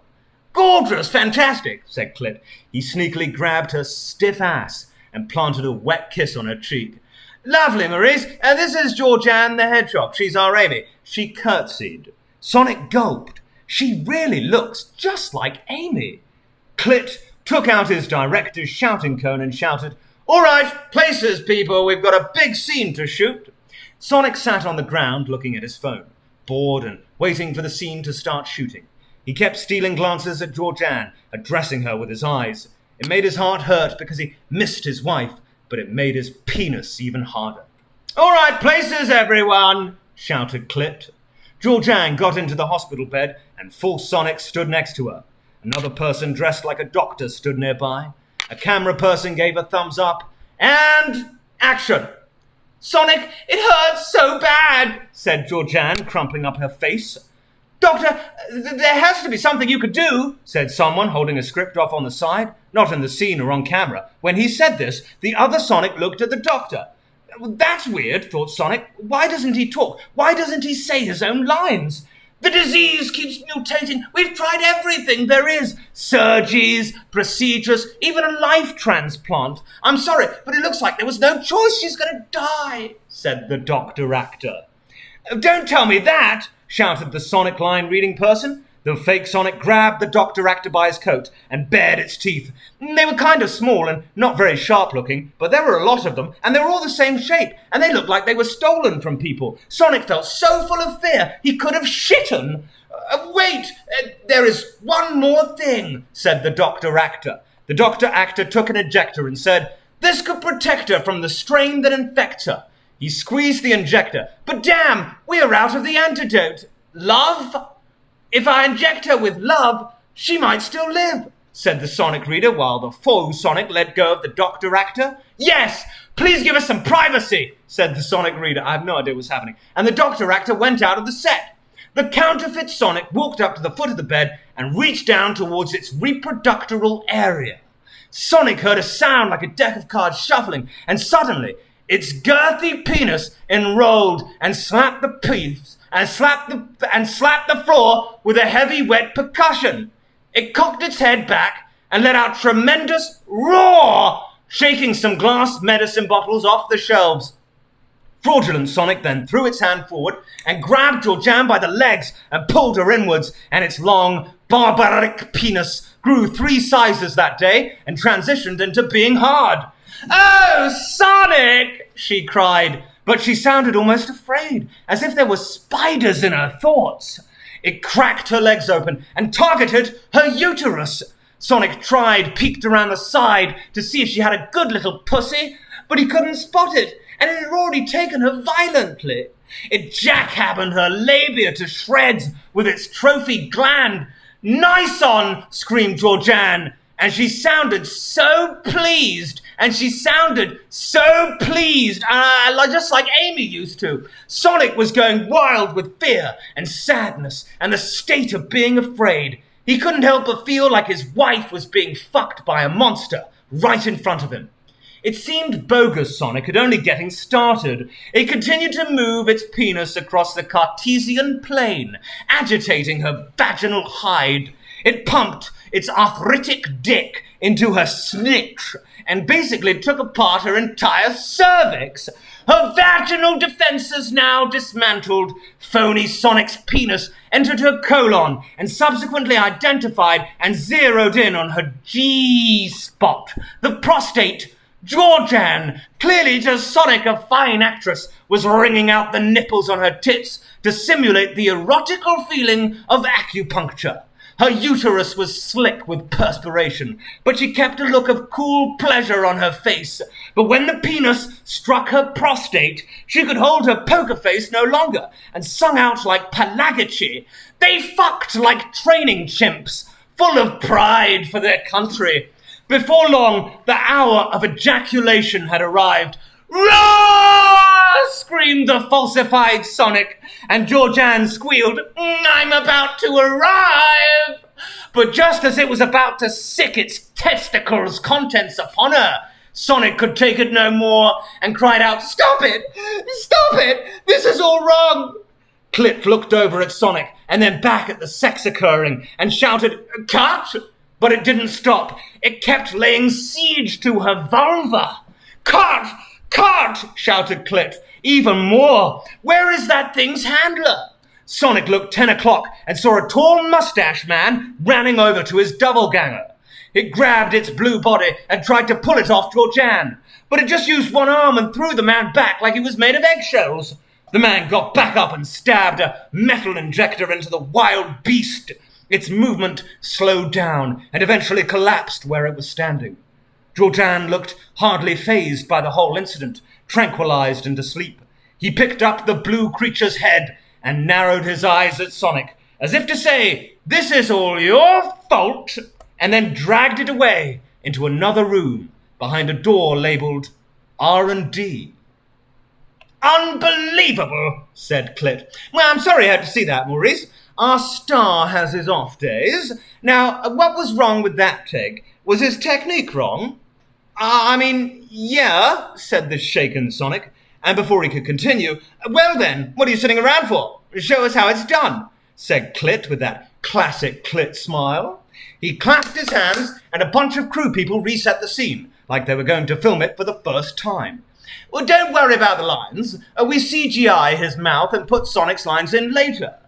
Sonic laughed nervously. He was excited to get his hands on Georgianne, but at the same time, it was eerie how much she resembled Amy. But Sonic was a troubadour, so he went along with it anyway. Sonic walked up to the foot of the bed, where his imposter had been minutes ago. He looked down at his penis and balls and thought, "It's been a while." It had been months since Sonic had sexual intercom with a woman, that's what it says, so his memory was a little crusty. He remembered the general area of where things were, and thus it was an exercise of his intellectual devices. Georgianne looked at him with those big green eyes, blinking sweetly like a cow like Amy. Sonic gritted his teeth and slapped his face. "Snap out of it, Sonic!" Using his hands, he strategically found her pussy. "Nice! We got this! I'm a natural!" He felt like the Ken Jennings of finding vagina.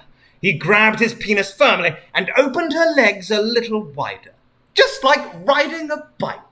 Her vaginal orchestra was now in full view. It looked pink and inviting. Her legs were beautiful and strong, but not too thick and equine. Her pussy stinked like tilapia fillet and dial soap, and it was making Sonic's eyes water, just like Amy. Tilapia fillet and dial soap. Sonic looked down at his penis, and it was still small and shrivelly. "Oh, come on," thought Sonic, and he frustratedly grabbed his penis and wiggled it around like the Wetzel's Pretzels people behind the glass, stretching out the pretzel dough before they tangle it into titular pretzel shape. He even choked his dick a little. Sonic's efforts seemed to have a small effect, and his penis was now chubby and present, but not hard. I can work with this. It just needs to feel her warmth." Unable to get fully erect, Sonic propped up his penis with his hand and slipped it into her vagina. He performed his iconic sex methodology, but still couldn't feel his penis getting hard. He stared deeply into her red dress, lost in his own thoughts. Come on! Come on! Have you started yet? Said Georgianne, popping her head up to look at Sonic. Sonic felt a hot flash of embarrassment that was quickly followed by frustrated agony. I'm just getting started now. Determined, though still flaccid, he pummeled her erogenous zones with her entire pelvis. Georgianne scrunched her face up a little, but not even close to how tensed up Sonic was. Damn it, work already! He moved harder and faster and with more aggression. She's gorgeous! Sonic continued to internally scold his penis, and he was now slamming her pussy precinct so hard it sounded like Donkey Konga. Come on, it's only my... Sonic slowed down and then fell out of her vagina, and he let go of her and grabbed his head, clenching his eyes shut. But he couldn't hold them back anymore. Sonic started to cry. He covered his eyes and started sniffing. And soon they came on even stronger, and he collapsed onto the ground and sobbed uncontrollably. Maurice, said Clit, resting his hand on Sonic's shoulder, why don't you get some rest? We'll see you tomorrow. Sonic could hardly sleep that night. But that was nothing new. I'm such an idiot. I can't do anything anymore, and they replaced me with that thing. Sonic felt his heart rate raising. I don't want to go back there anymore. It's so embarrassing. How could they look at that thing and think, oh, that's Sonic. That's not me. Sonic shut his eyes harder. That's not me! Sonic fidgeted and stomped his heel into the bed. He exhaled slowly, trying to regain his cool. He still felt weak from the stress and torture of the day. After a handful of moments, Sonic rolled over and grabbed the phone off his nightstand. He scrolled through his contacts and made a call. Ring, ring, ring, ring. Hello? Said a dark voice. Sonic took a deep breath and exhaled. Hey, Shadow. It's me. Chapter 3. Intermede Catawal Intaglio. That's what it says. Sonic planted another foot high into the dry earth and pushed toilsomely. That's what it says. He lifted his head and looked forward at the man's firm ass draped in a clothen robe. How the fuck did we get here? Are we almost there? Said Sonic in between huffs and puffs. Nearly halfway, said the man, struggling to breathe. He tried to push himself forward with his staff, but his strength finally gave way, and he slumped down to the rocky soil. Mo-kun! Stay with me, said Sonic, grabbing at the man's robe collar. Mo breathed heavily, with his eyes closed. Go on without me. You have to make it to the top. I have no idea what's happening now. Sonic gripped his hand tightly, feeling his rough, dusty handskin. I will do it. I'll do it for you, for all the people who came so far, said Sonic. Sonic released his hand and left Mo on the mountain ridge. He looked upwards at the remaining climb, and then did it. Sonic arrived at the top of the mountain. He looked down at the desert far below him, and at the people at the bottom, who looked like ants. Sonic then lifted his eyes to the clouds and called, I have come to you! The clouds were brown and grey and dark. They flashed with and rumbled with lightning, and began to swirl about. The clouds swirled and rumbled. I've just read this and walked back down the mountain. Sonic looked out upon the people and read to them God's word. This is his covenant. 10 things God wants you to do. The people murmured and stirred. You will not believe number 7. Sonic read the tablets. 10. Thou shalt not covet. 9. Thou shalt not commit false witness against thy neighbor. 8. Thou shalt not steal. 7. Thou shalt not commit adultery. 7. Thou shalt not kill. They did 7 twice.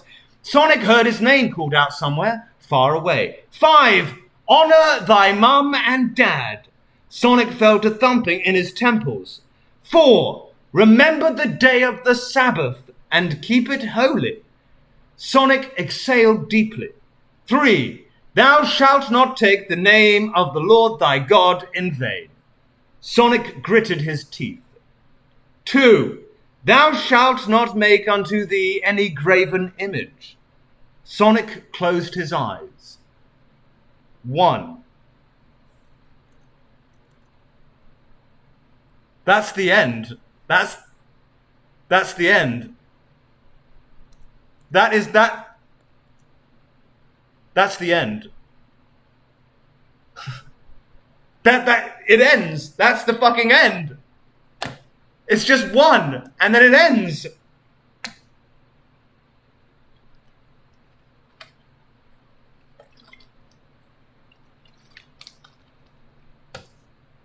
That's the end.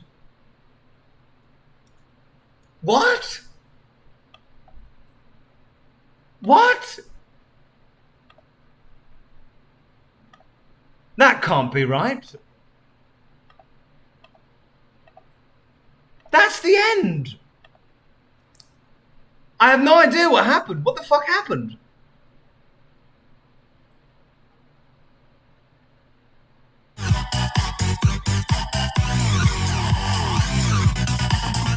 Yeah. $50 from Colton, very generous. Is it bad that I felt nostalgic listening to you read that? My voice is going a bit. It's not bad, it's not bad. I don't think it's as good as the original. I don't think it's the same guy. I don't think that was the same guy, honestly. Right, let's have a look at what's left. How long have I been going for? I feel like a long time, and my voice is beginning to go. Let's have a little look. So there's one called Burger Spunk, but I don't think I'll read that. Well, let's have a look at the document here. What is this? Oh, hang on. I'm just trying to find out which one to read next. Open file.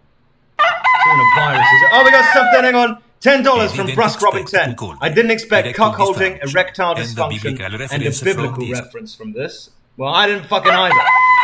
We got something. Floppy Raptor just subscribed. Appreciate it. Let's have a little look.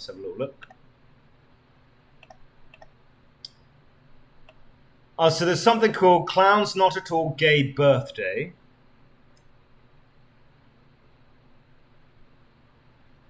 That's it. I think that's it. No, that can't be it. I don't know what this file I was sent is. Is there another one here? Star Kit's Prophecy. Worst story ever. What is this?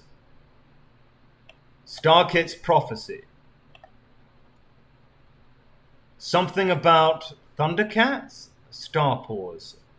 Oh, this looks dreadful. I mean, it's not even, it's just so poorly read. This one is called Corpse Husband Goes to the Store, and it's literally like a paragraph long, so I won't bother with that. A fight that led to more than just tears. Keemstar X Colossal is Crazy fanfiction. Okay, well, it's not that long, but I'll read that. So we'll get through it. I don't think this is going to be as good as Floppy Raptor's one, but we'll give it a go.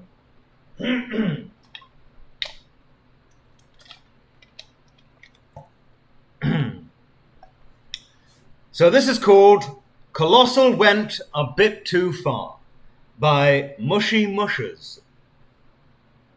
And the profile picture is just pasta. I have no idea.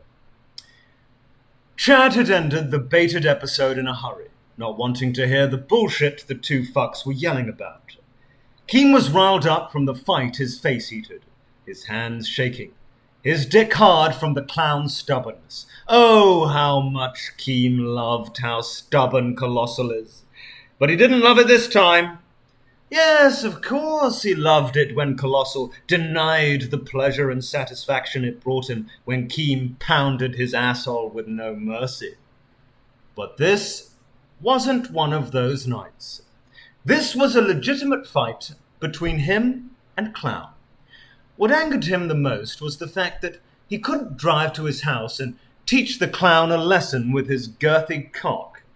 for Colossal was too far away on one of his rich boy holidays again. "Chad, leave the call," Colossal demanded. He sounded frustrated, but the raspiness in his voice, true, suggested he was going to give Keemstar a piece of his mind, or rather ass. "Don't fucking tell me what to do, you redhead cunt." Who's got the red hair? Now, Keem was angry because the fat blonde refused to leave the call so Keem can virtually come on Colossal's ass. They both argued for what seemed like 20 minutes. Doesn't sound like much, but it was. It was too much for Keem's hardening rat tail to stay calm. So he did what any rational, horny, mutant rat would do, and kick Chad out of the call. Probably block him too. "Finally, that blobfish left," Colossal exclaimed, relieved. Keem just hummed in agreement. A short pause fell into the atmosphere. They both couldn't stop staring at each other. Brackets, maybe because if they looked hard enough, they'll see their own reflection. They both sighed in unison. They knew what was to come. Under any circumstance, they would be excited, but they weren't near each other. Colossal couldn't dig his nails into Keem's back until blood seeped out. He couldn't shove his dick between the other's tits and come into his beard. He couldn't do any of the shit he secretly loved to do. Somehow, Colossal thought that maybe his trip wasn't such a great idea.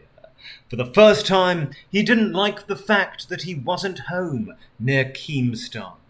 He missed those nights where Keemstar would come to his house, fuming with rage and unsatisfied lust.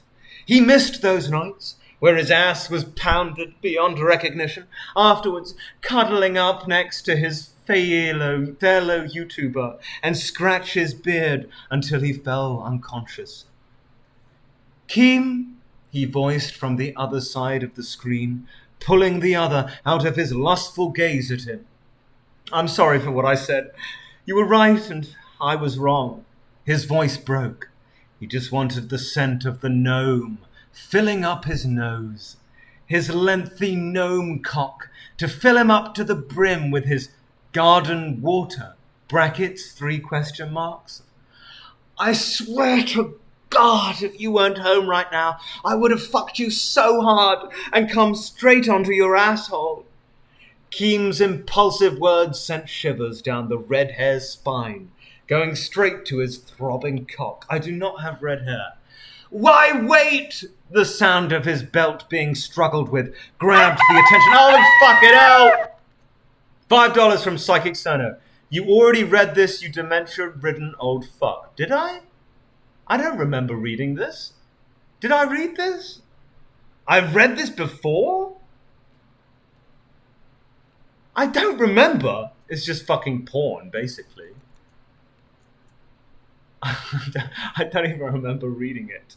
Alright, well, I'll go to the next one then. Okay, this is going to be a risky one.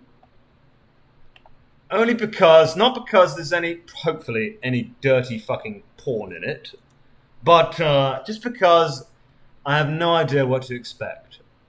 It is called Starkit's Prophecy, Worst Story Ever. And it's by Delia_Dazzles, anime profile picture.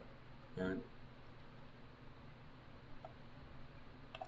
So first we have to go through the characters. And it appears there are quite a few of them. So she's setting up quite a few characters here. Alliances. Okay, so like I said, this is my first story. Be nice, plus. By the way, it's set of dear sunset. So, Thunder Clan. Leader, Firestar. Ginger Tom with a flame-coloured pelt. Deputy, Bramble Claw. Dark brown tabby Tom with amber eyes. Medicine Cat. Jay Feather, Grey Tom. Warriors, Squirrel Flight. Dark ginger she-cat with green eyes. Apprentice, Foxpaw. Dustpelt, dark brown tabby Tom. Sandstorm, pale ginger Sheikah. Cloudtail, long-haired white Tom. Apprentice Daisy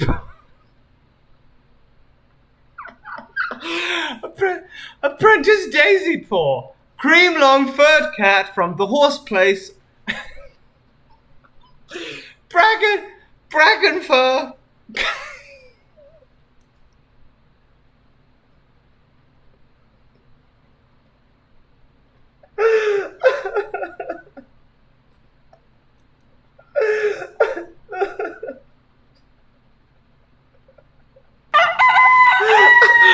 Something. We got something. Oh my god. I don't know if I can do this. Oh god, literal tears are coming down on my eyes. Oh, I think I'm going mad. Apprentice Daisy Paw, cream long-furred cat from the horse place. Bracken fur, golden brown tabby Tom. Sorrel tail, tortoiseshell and white she-cat with amber eyes. Thorn claw, golden brown tabby Tom. Bright heart, white she-cat with ginger patches. Spider leg, long-limbed black Tom with brown underbelly and amber eyes. White wing, white she-cat with green eyes. Apprentice, ice paw, birch fall, light brown tabby Tom.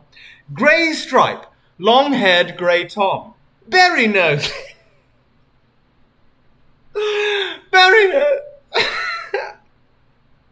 Berry nose, cream-coloured Tom. I got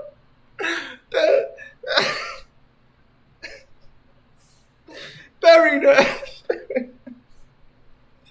Who wrote this? Berry. I fucking can't. I can't. Oh god. Berry nose.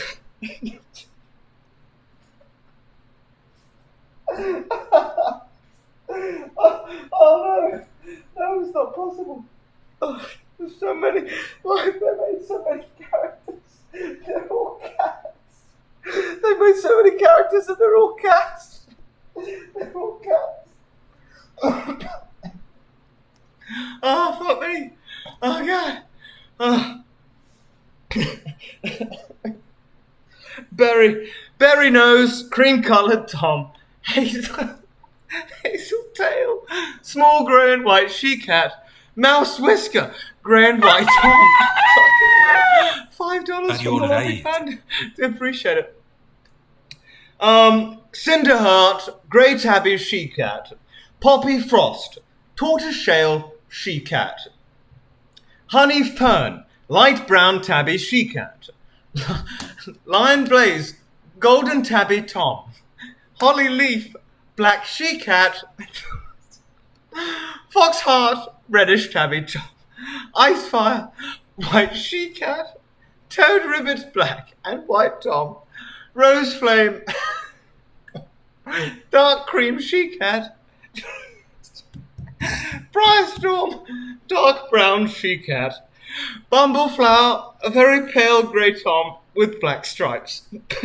Blossom wind, pale brown she-cat with a dark stripe along her spine. Apprentices, fox daisy paw, cream long furred cat from the horse place.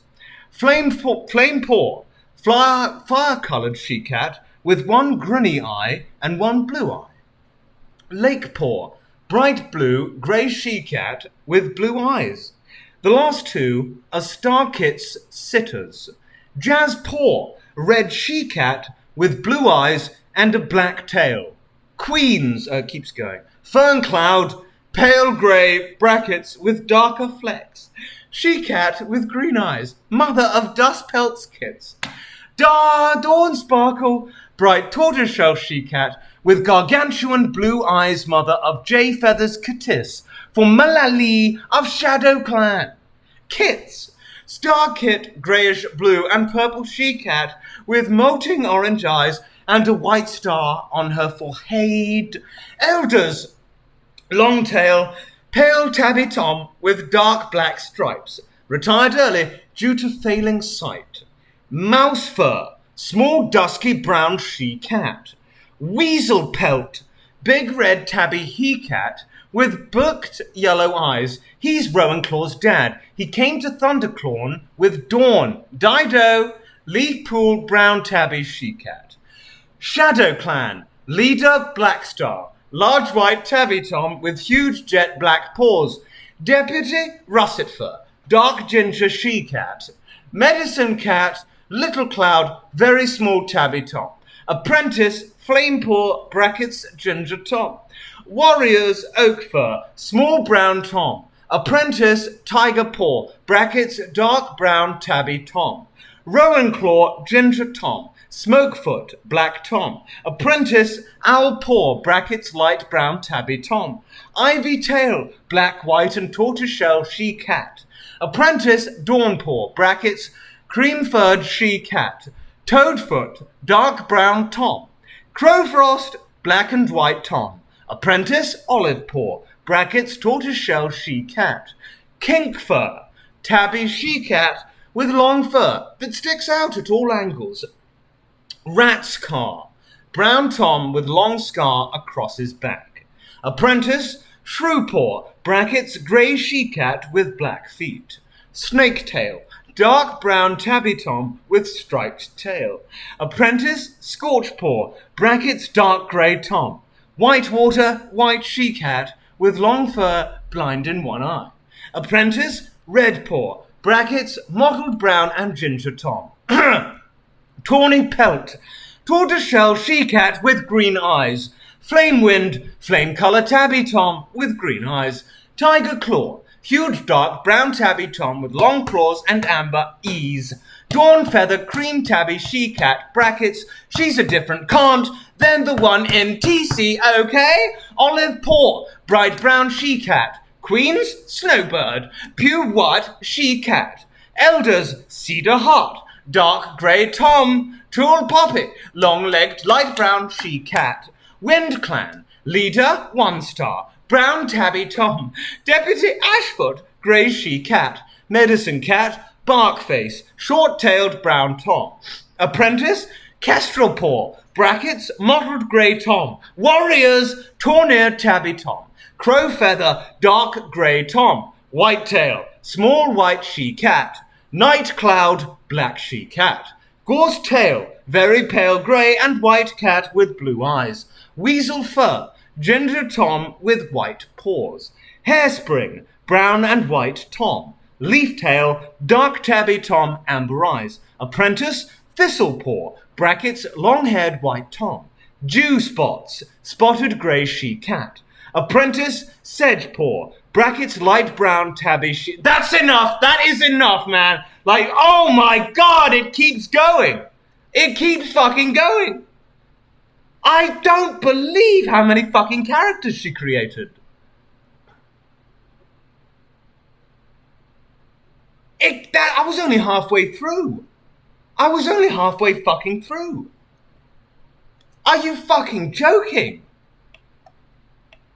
I thought it must be over. Right, next chapter. Let's go. That was the characters and I didn't even finish it. Here we fucking go. Prouloge, brackets, lol. Chipotea, awen prouloge. This is what it says. This is how it's spelled. The misspellings are like everywhere. I'm just going to read it as it's been written. There's nothing I can do about it. The cats gathered around a pool. They all looked into it eagerly. A dark shape appeared on the surface. A blue she-cat looked up. Her eyes were bright. "There is a prophecy," she said. "Out of the darkness, stars will come and get rid of the evil tiger and Holly."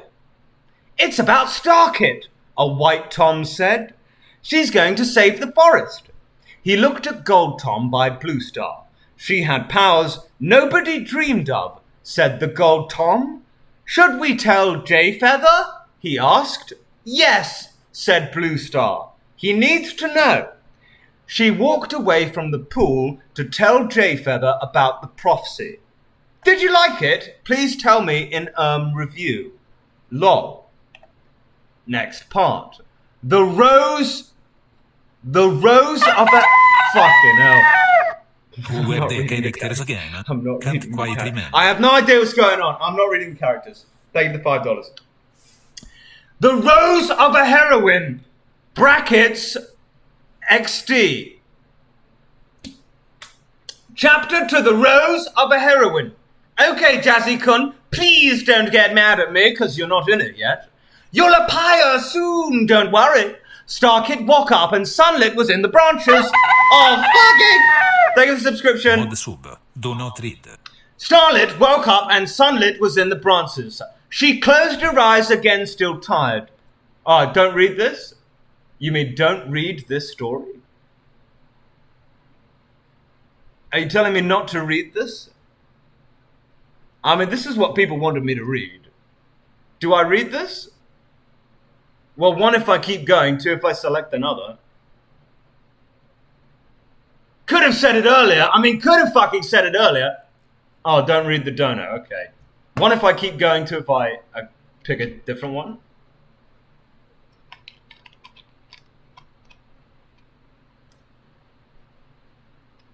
Okay, I'll read on. Okay, I'll read on. Chapter to the Rose of a Heroine. Okay, Jazzy-kun, please don't get mad at me, cause you're not in it yet. You'll appear soon, don't worry. Fuck me, here we go. Starkit woke up and Sunlit was in the branches. She closed her eyes again, still tired. Buttermum wouldn't let her sleep today. Butter. Lol. Sweetie, it's time to get up, said Dawn Sparkle, her ease shinning. Today is important today. What is it, Mum? Said Starkit, awake right away. Then the she-cat remembered what today was. Oh, yay! She remembered. Oh my gosh, it's me ceremony today. She squealed excissedly. Today was the day she was an apprentice. She flicked outside, not even waiting for her mum, but her mum caught up to her quick. Flicked? Sweetie, you know the clans don't expect cats like you sometimes, she said. It's just what it says. Starkit glared. She didn't like being told that. Just being a mum was a used to be Shadow Clan cat, and her dad was Jayfeather. The medicine cat didn't mean she was different. Starpaw, come here, said Firestar from the leg. He jumped down. Starkit, it's time for you to become an apprentice, he said. You're a strong, brave cat, and because of that, I will mentor with you. Everbody gasped. Starkit did too. She heard her mother say, wow. Fearhurt liked her shoulder. He whispered in her ear, you'll be the best there ever was, Starpaw. I know-ty. Okay, some boys like a girl's eyes or hair, but her shoulder, that's what it says. Surprised she walked away when they were howling for her. Then she went over to Shay Featherin and Dawn Sparkle, who were very prod. Dorita, we're very happy, but he have to say something, said Jay Feather. His chest puffed ooh-it. You see, this is the prophecy star Colin gave me. It said that out of the darkness, stars will come and get rid of the evil tiger and Holly. Starpaw gasped. What does it mean? Lol, I update fast, don't I? Review-y, or I'll hit over the head with a frying pan. XDD joke. Okay, brackets backing away. How do I get to the next chapter? I think that's it. Oh wait, continue the next part, okay. Chapter 3, The Battle for the Cowley. Thanks, Jazzy-kun, for the good review, and stop flaming the straw. 1, I bet you can't write such a good story. One?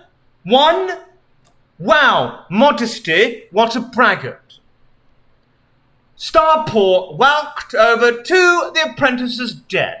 Instead, she saw her sisters Flamepaw and Lakepaw and her friend Jazzpaw. Annie, Jazzykina, you're my BFF, was sleeping on the moss. Jazzpaw, get up, she cried. Jazzpaw opened her brilliant blue eyes and looked at Owl. Do you want to go on patrol with me? She asked. Sure, said Jazzpaw, getting up from the moss. They liaved and went to the entrance to camp. But then a cat came in through the entrance. It was Blackstar. Shadow Clan are attacking, she yelled. All the cats came out from their dens. She jumped on a cat and clawed him, and he ran off. Good job, Starpaw, Firestorm called. The last cat I knew that could feed like that was Sandstorm. You are good, Filter. Thank you. I specialize in pools. I get all the dirt out. Starpaw was happy. She was a good victor. Maybe this was the prophecy meant. Thanks, and Platinum or Flams. Chapter 3. The Training Under the Star. Oh my gosh, guys, I'm so sorry, but someone glares at Rainy Days flammed me, and I got really hurt, okay? If you don't like the store, why? You don't have to read it, you know? Rubbish. Chapter 3. The Training Under the Stars. Shadow Clan run from the camp. Starpaw smiled. Shed one. No one can't hurt her family now. Starpaw, said Firestar. It's time we train. I want to show you how to fight. Okay, said Starpaw happily. But yo, just thought I can't fight, right? Well, yeah, said Firestar. But I wouldn't have told, see if that was all you knew. Okay. They went to the Frost Toe Gather, and the other cats cleaned up the bodies. Okay, Starpaw, said Firestar once they got there. We'll start with how to dog. I thought the story was about cats. I'm not reading that, that's what it says. Come on, that's too easy, yelled Starpaw. Shed just beat Blackstar. She was ready for everything. Okay, mewed Firestar. Let's learn how to claw an Oponot. Yeah, yelled Starkit. She jumps at Firestar, not giving him time to attack. She hit his side. He didn't move. He was so surprised. D. She clawed him, and he started bleeding. Wow, Starpaw, he said. You're doing awesome. Really? Gasped Starpaw. She didn't think she was doing that god while she was rally special like the prophecy meowed. Yes, Starpaw, snarled Firestar. I couldn't even get away in fast enough. Only Scourg was did before. Oh my gosh, really? Asked Starpaw. Scourg won the Scourg. She'd read so much, about him he was really evil and killed a lot of cats. Unlike Scourg, I didn't mean it like that, Firepaw said fastly. I meant you were a good fighter, it's really cool. At that minute, he thought to himself, Starpaw is so kawaii, look at her eyes and fur. La la la, love.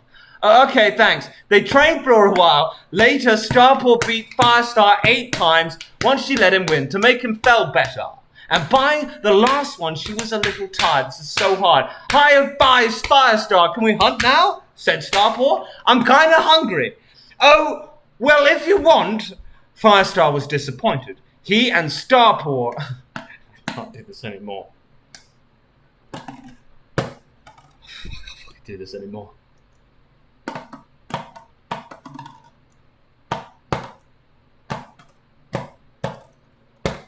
This is like, it's giving me actual brain damage. I need a fucking cigarette.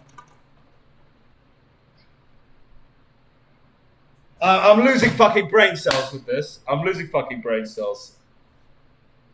But this is what people posted. This is what people wanted me to read. I probably should have prepped for this a little more. Probably should have had a bunch of people read it and tell me if it was readable. Right, cigarette anyways.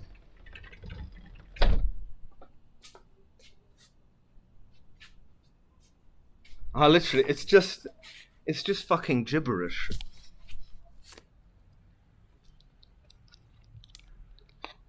Alright. Let's have a look at what else we got here. I think, like, that's it. I'm not finishing that. It's so bad. Like, it's just so poorly written, it's just gibberish. But we had some good ones there. We had the Keemstar ones. And we had the Sonic fan fiction. That was good. A raptor and his pack. Like, what's this? Oh, no. I don't... This story's... Oh, we got something. Hang on. $5 from Brus Robin. What's your favorite Catmine star for? You seem like I'm losing my mind. Thank you for the $5. This is just... It's just gibberish. This story is about a dinosaur who falls in love with a human girl and does everything her can think of to get he to join his pack. No, again, it's impossible to read. Her to join his pack and be his mate. There will be no sex in this story, but snuggling and other attributes will be there. No, I think not. I think not. No, I think not. I think fucking not, actually. What else we got? What else we got here? Let's get him done. Let's get him out of the way. Read that.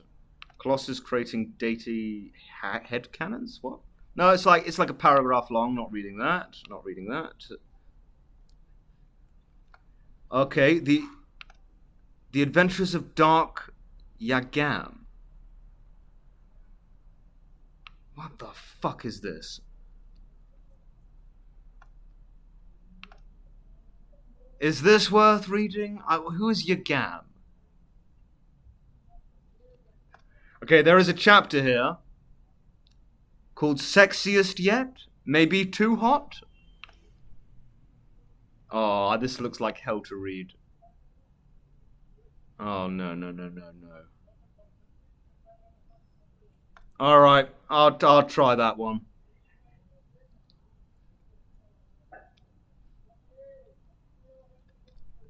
Are there any other recommendations before I try this one?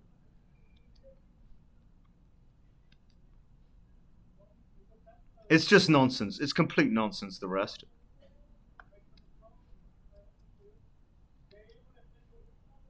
Alright, so there are no other suggestions? You're literally leaving me to do this one? And it's long as well. Words, 57,150. By the way. I guess we're doing it. Chapters 48. Are you seriously going to make me do this? 57,150 words, chapters 48. Type 1 if I'm doing this, or type 2 if I'm fucking ending the stream.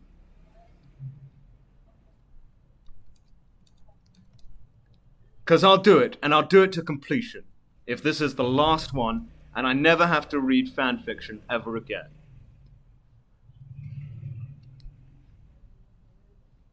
Alright, let's do it. Let's finish this cigarette and do it.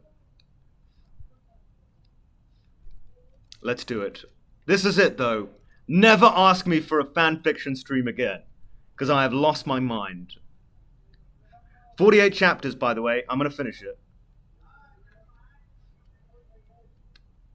No, never again after this. Never again. This is it now. This is it. This is the last fucking one. Sonic in the Desert. We have to link it. Put it in the fucking... Oh, wait. Put it in the fucking Discord chat here. And I'll read it. Right, I'm looking at the chat. Sonic in the Desert. I can't see the Sonic in the Desert one. Where's the Sonic in the Desert? Alright, I found it. Alright, Sonic in the Desert. Is this worth reading? Oh, but it's very short, though. Alright, I'll read this. And, I gotta piss first, actually. I've gotta piss. I'll piss, I'll read this, and then I'll read one more, and then that's fucking it. You decide now. Make a collective fucking decision, put it in the Discord server, alright? Put it in the Discord server, and I'll read that. And that's the last one. Bear in mind, it'll be the last one I ever fucking read. So pick wisely, and don't pick the fucking Bible or something like that. I'll be back in a sec.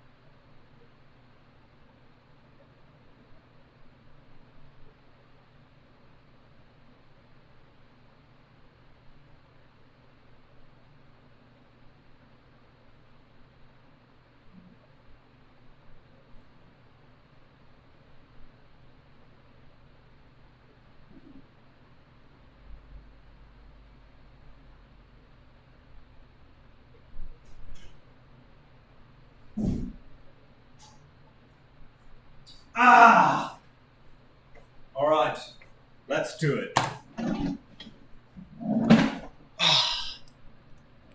2 secs. Burger Spunk is good too. Okay, gayest fanfic made by Make a Bitch. It's good, not very long. Burger Spunk, apparently. There's something called Burger Spunk. Might read that. Fucking Burger Spunk. Really? Am I really reading this?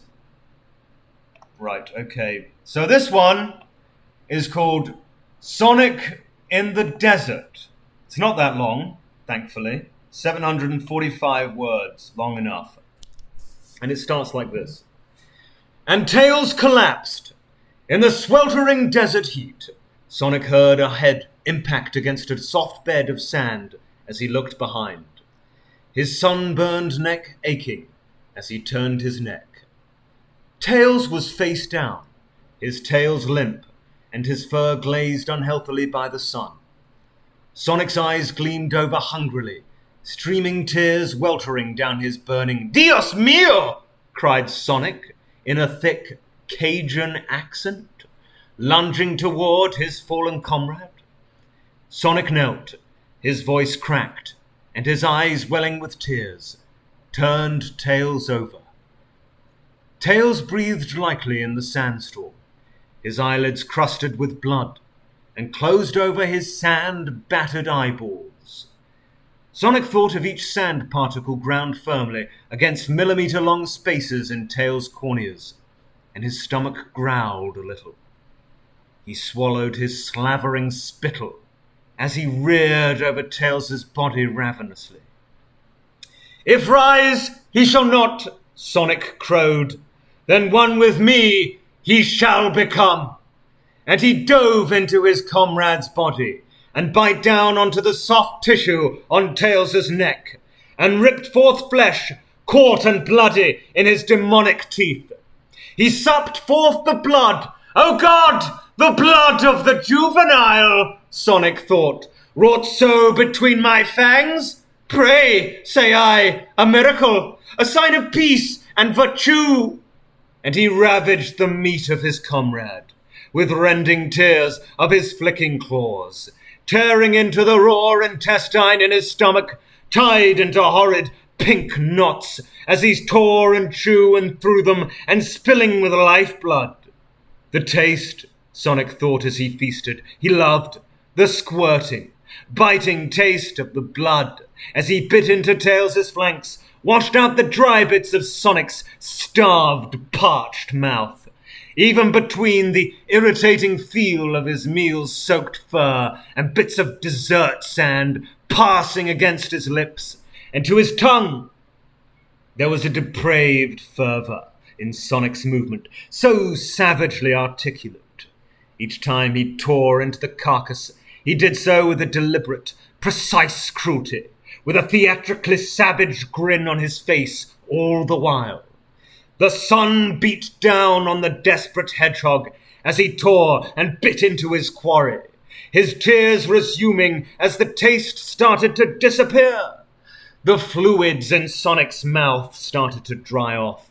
His naked paws, still blood-soaked, were starting to crust slightly with the heat burns, and the feeling of burning eyes and booming ears and searing dry mouth returned. He still desperately tried to chew the flesh of his comrade Tails, or perhaps it was Espio. He couldn't quite tell who the carcass dangling in strips in his paws had been, but it had started to become stuck in his teeth, hard and sticky and mushy. He tried to swallow and push the food pulp down his throat, but never all the way down did it go, and eventually, desperately thrown between trying to suck in the air and trying to swallow the flesh, his air cut off. His eyes bulged. He collapsed to his side into the sand like his comrade before him, spasming and spewing as he tried to exhale the lodge of poorly chewed meat chunk lodged in his airway.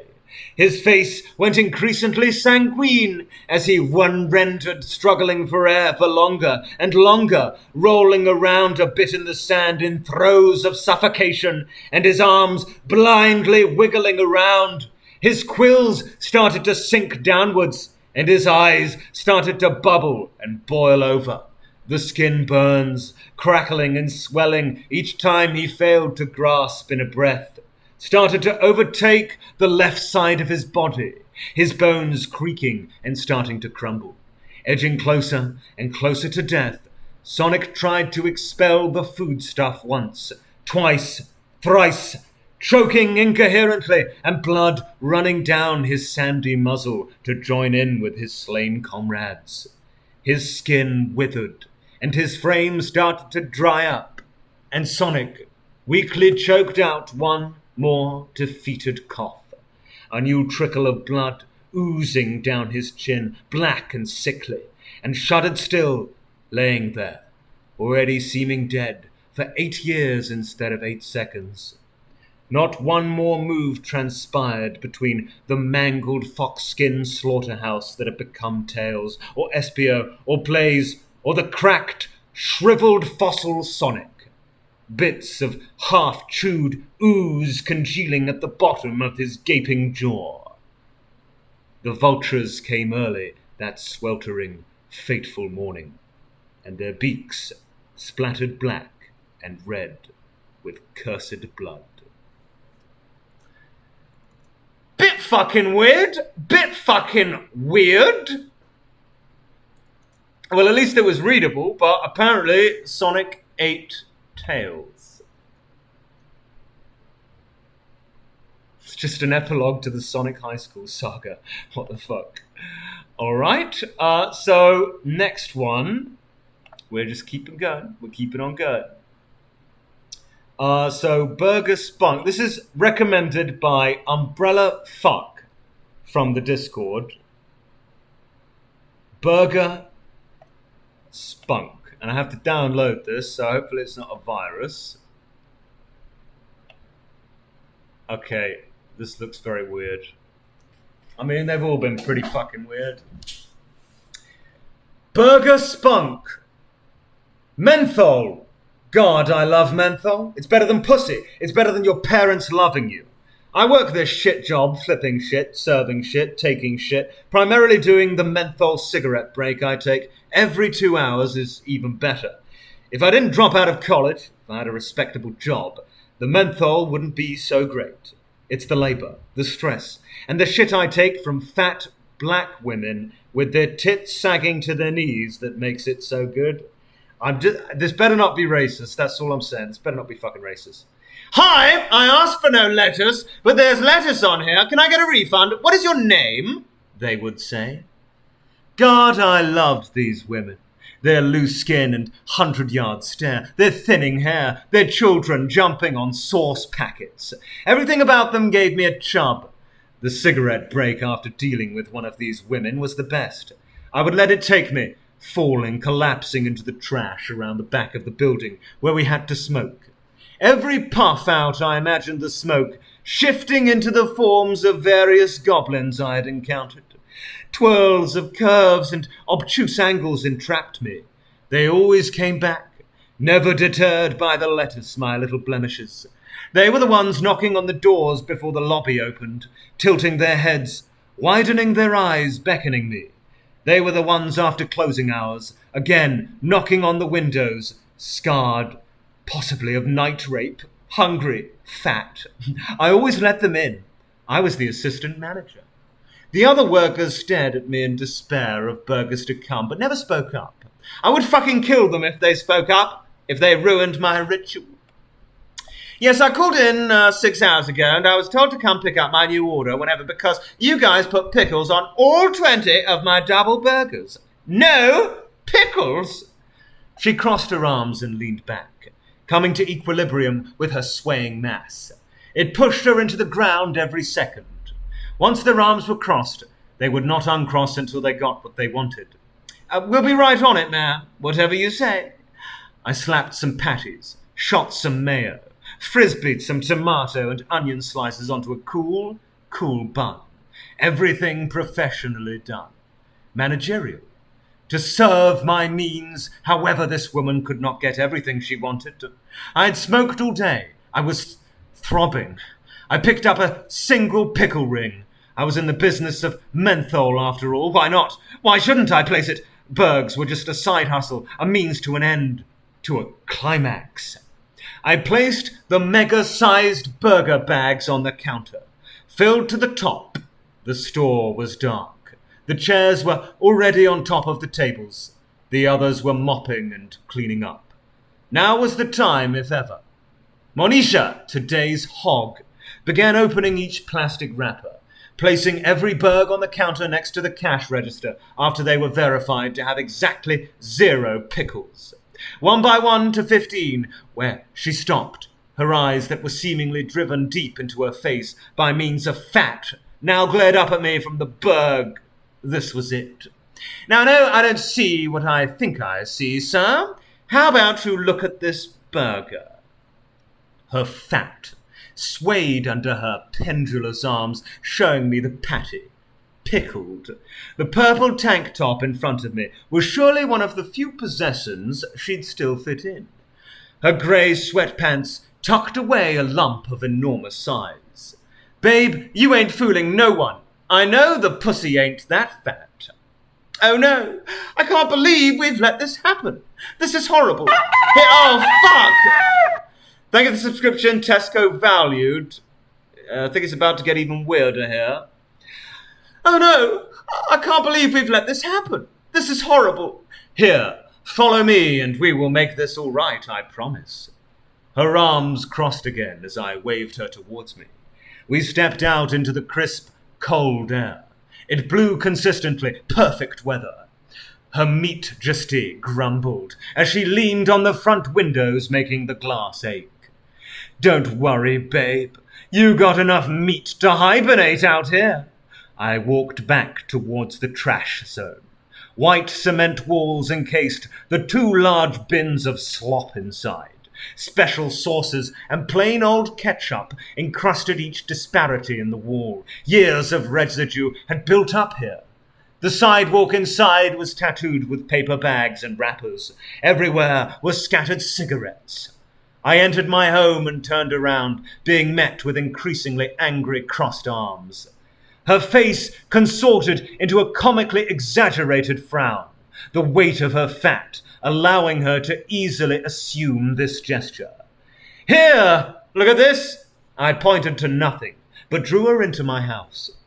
I don't see what nasty trash has to do with it. I grabbed her by the scruff of her meat neck and gently pulled her father in. Momentum. I didn't need much of it to topple the beast. She whimpered. The speed at which her body fell left her brain behind. I squatted down, sitting on her. My legs straddled her width. Just barely. I untied my smock, pulling out my pack of swishers and lighter from the pocket inside. I sank deeper into her meat. She was conscious, but truly too fat to do anything. Gravity did all the hard work for me. I lit up. My cock smashed against the inside of my black work pants. First breath in, The cool, minty air filled my lungs and I gave in. As I blew out the ropes of silky smoke, my fantasy figures became a reality. I pressed my face up against her dollar store lipstick. Everywhere was grabbable, and I grabbed everything. Her face was limp, so I tried to make it full, firm, only taking breaths for another drag. I rubbed my pants against her soft abdomen. I imagined meaty, thick asses of pornographic women melting into a pool forming the land beneath me. I blew my smoke into her, and it came out her nose for me to take in all over again. Minty. I sat up to take one last drag of the little fag nub still left. That is cigarette. I fell backwards this time, coming in my pants. Her arms fell to the side and flopped onto the soggy ground as I got up. She would be back. They always come back for more slop. I tied my smock up again and began the wait for next break. God, I love menthol. What in the fuck? What in the fuck?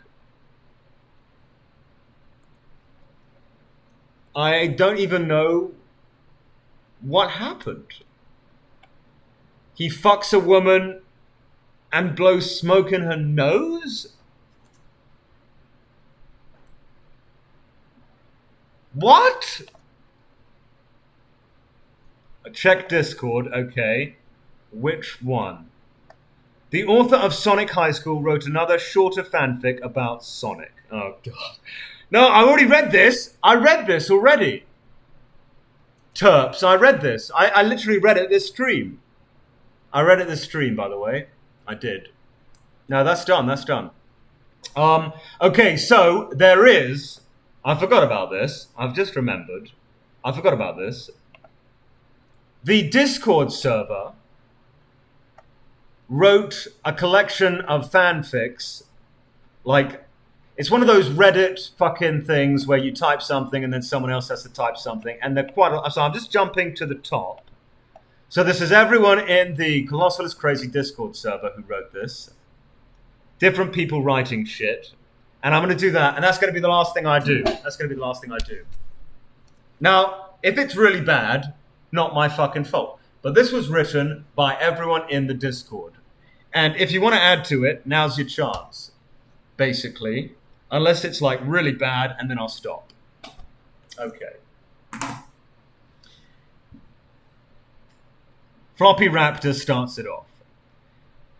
Maybe I should stream in 20 minutes. Pondered Colossal. Nah, he concluded after he took the last puff of his 30th cigarette of the hour and went off to engage in homosexual activities. Also, he was balding. 10 out of 10 storytelling. A+ for balding. Once upon a time, there was a British red-haired queer fella named Pyro who was watching a Leafy is Here video one day and said to himself, hey, how about I do that, but worse, because I'm British? Fast forward 5 years. Oh, dag nabbit, my secret fetish for furry fart inflation porn has been leaked. Oh, whatever shall I do? Then, a magical fairy with a beard named Keemstar waved a magic wand and made everyone forget about the whole thing in like 2 weeks. Fast forward a little more.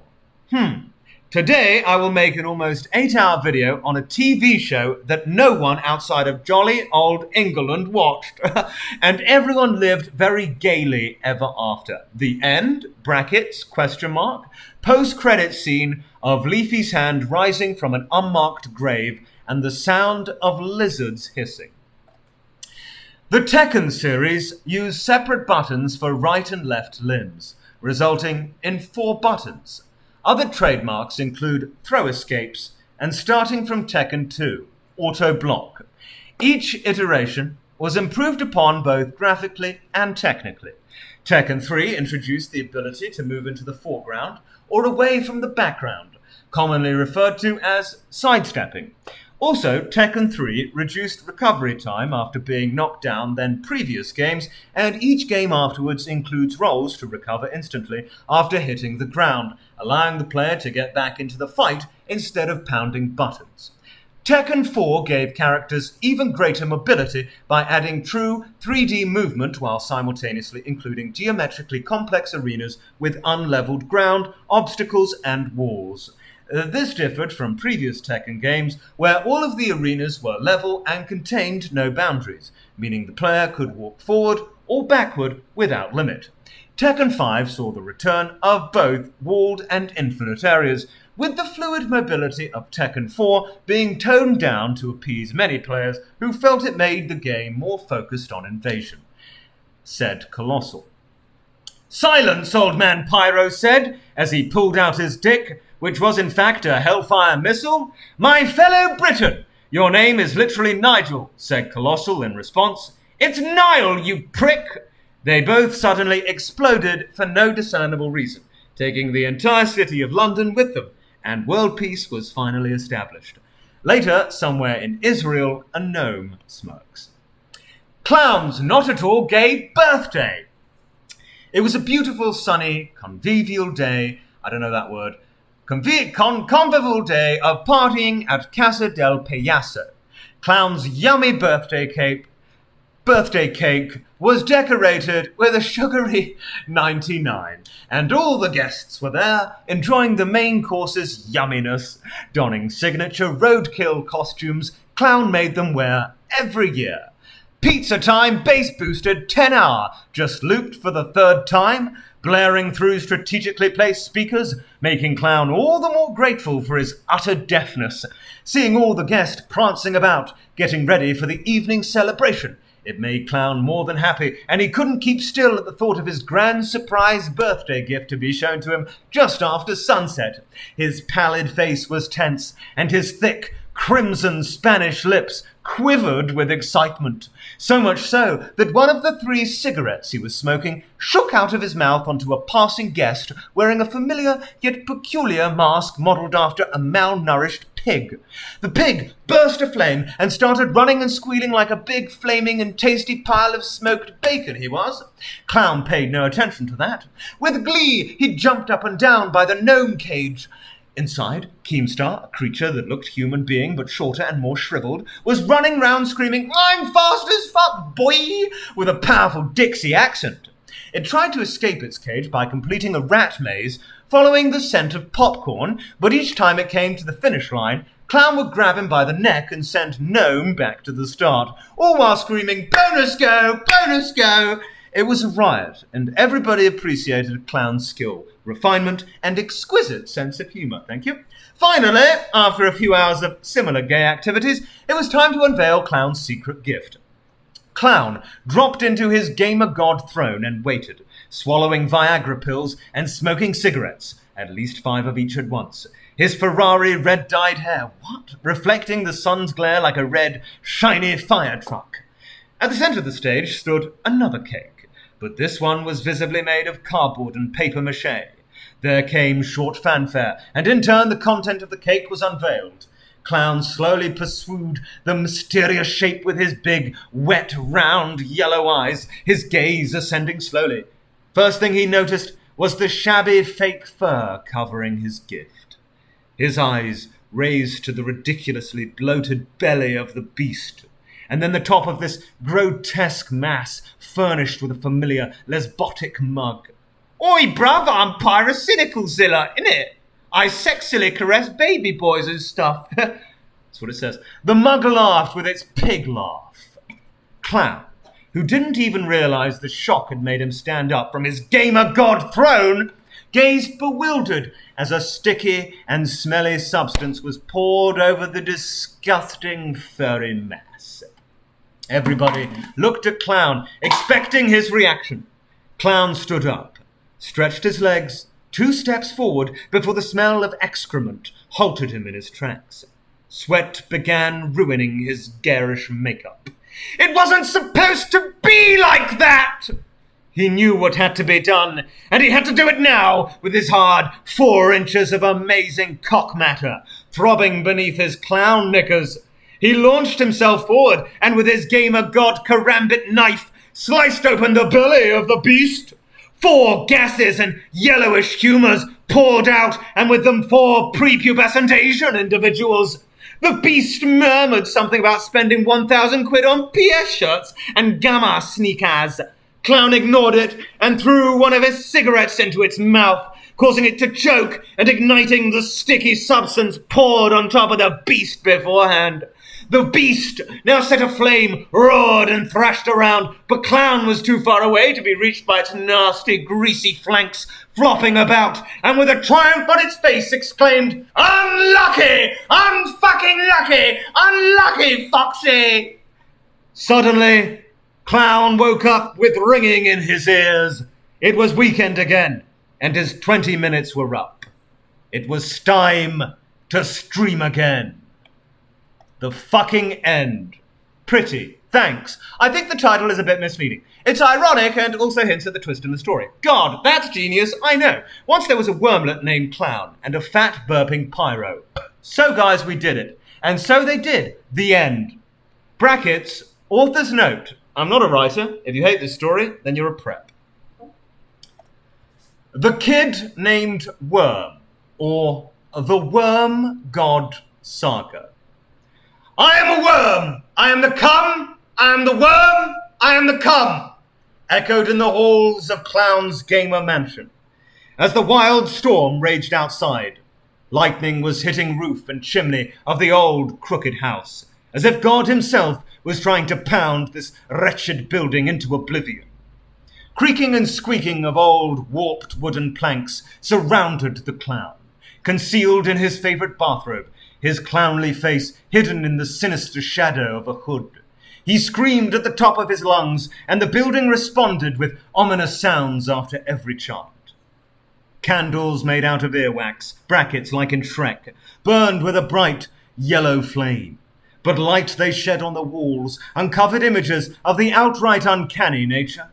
They were all there, the artifacts of ages long gone, and mentioned only by the most unhinged of fanfic writers, most of whom soon found their respite looking into a long, cold barrel of a gun.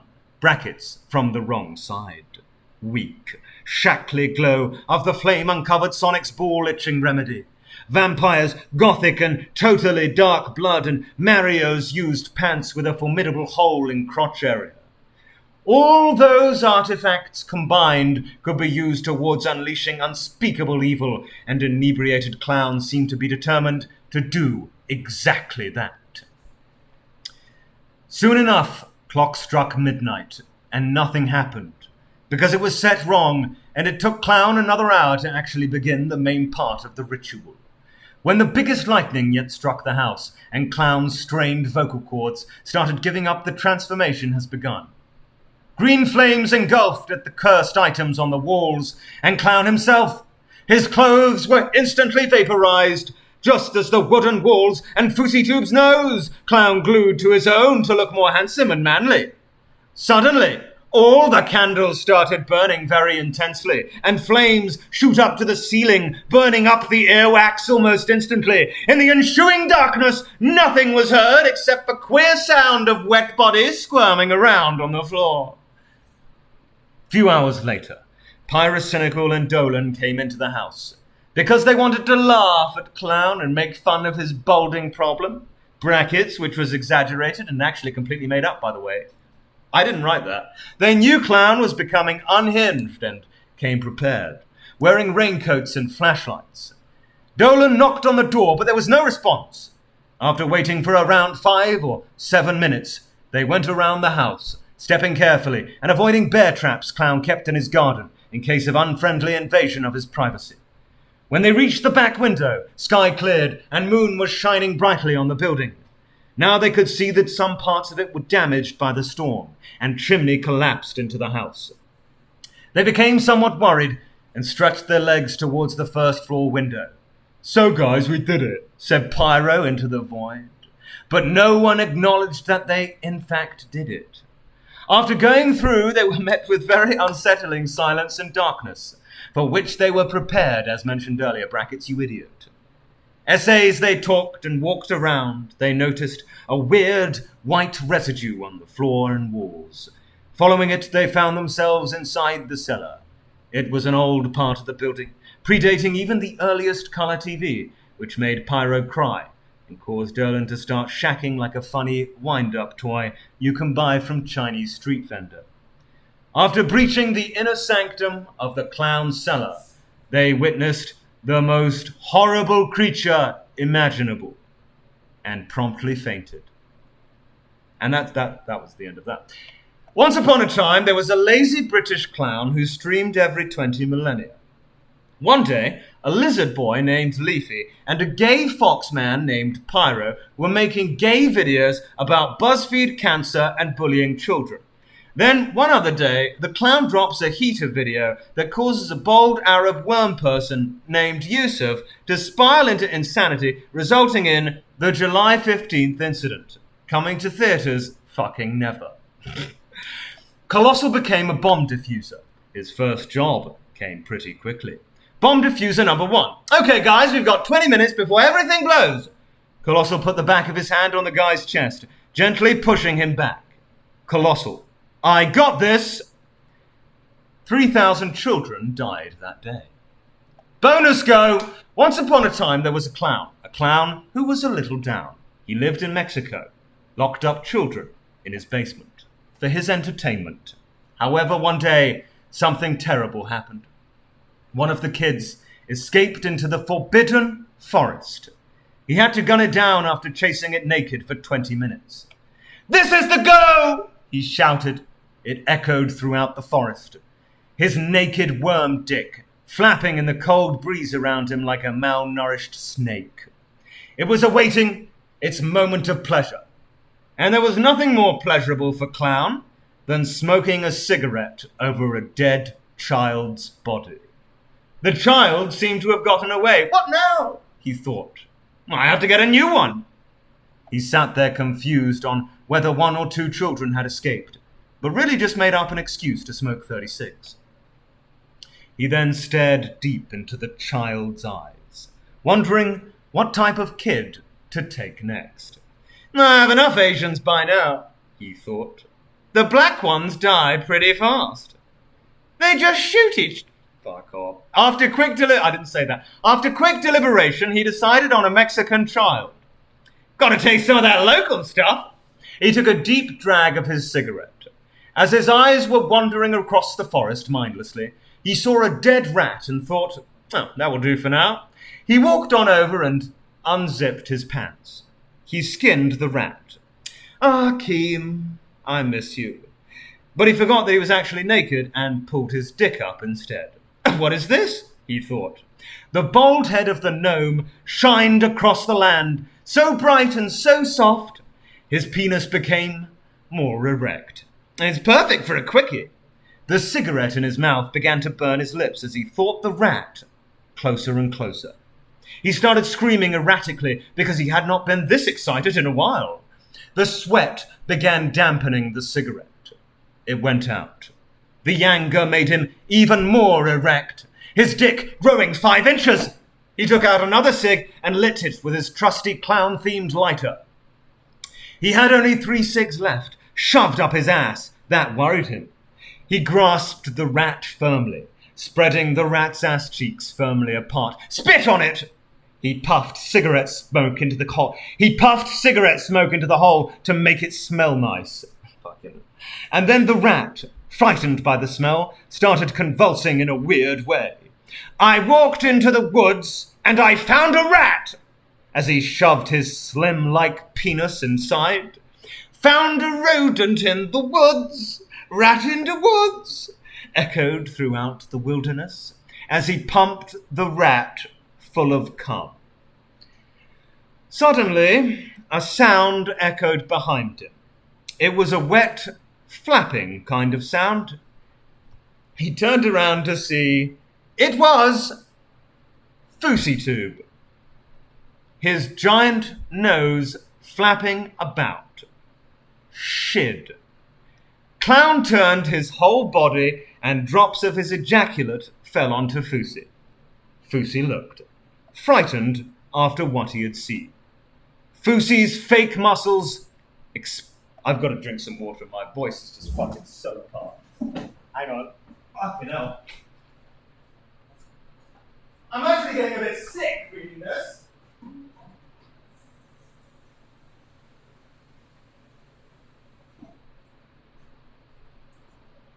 Oh, that'll be over soon.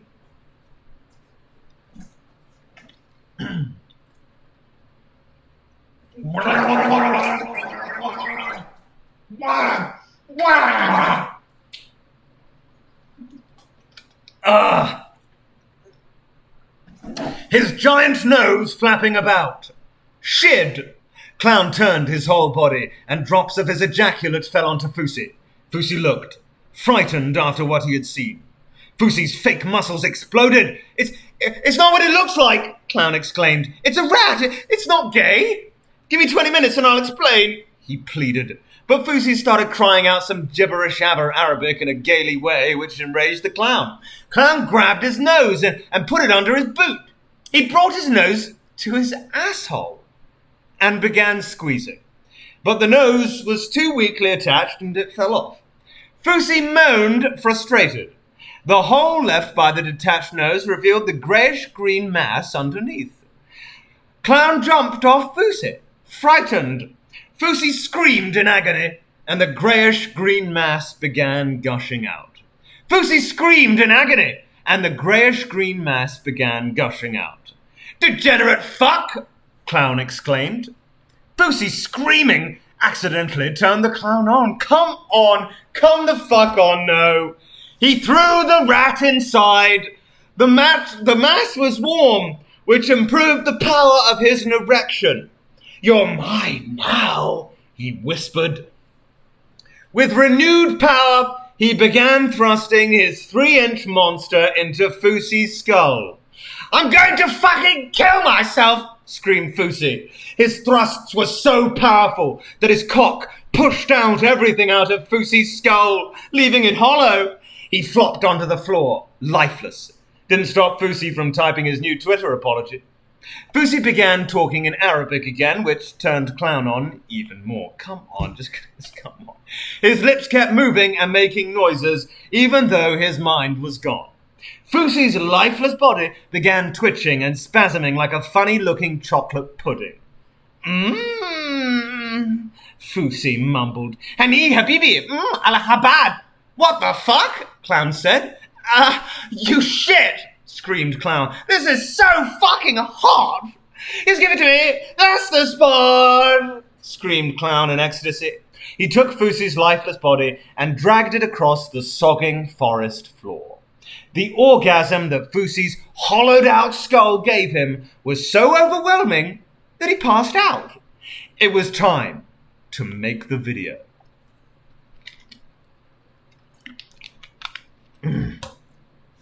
Woke up 20 minutes later. The cooing of the cockerel woke him up. Where am I? Fousey thought dazedly.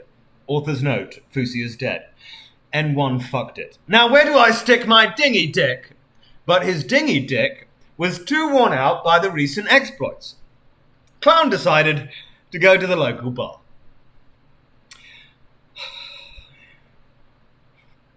So Clown had to do the second most erotic thing he was capable of.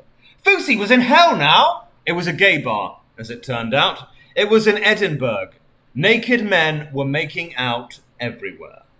Pip Lad stood behind the counter, screaming at the drunkards. A fat guy spotted Clown and made his way towards him. It was Pyro!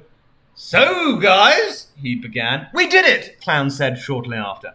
No, I can't believe it, screamed Clown. Their bond became strong instantly. He gasped.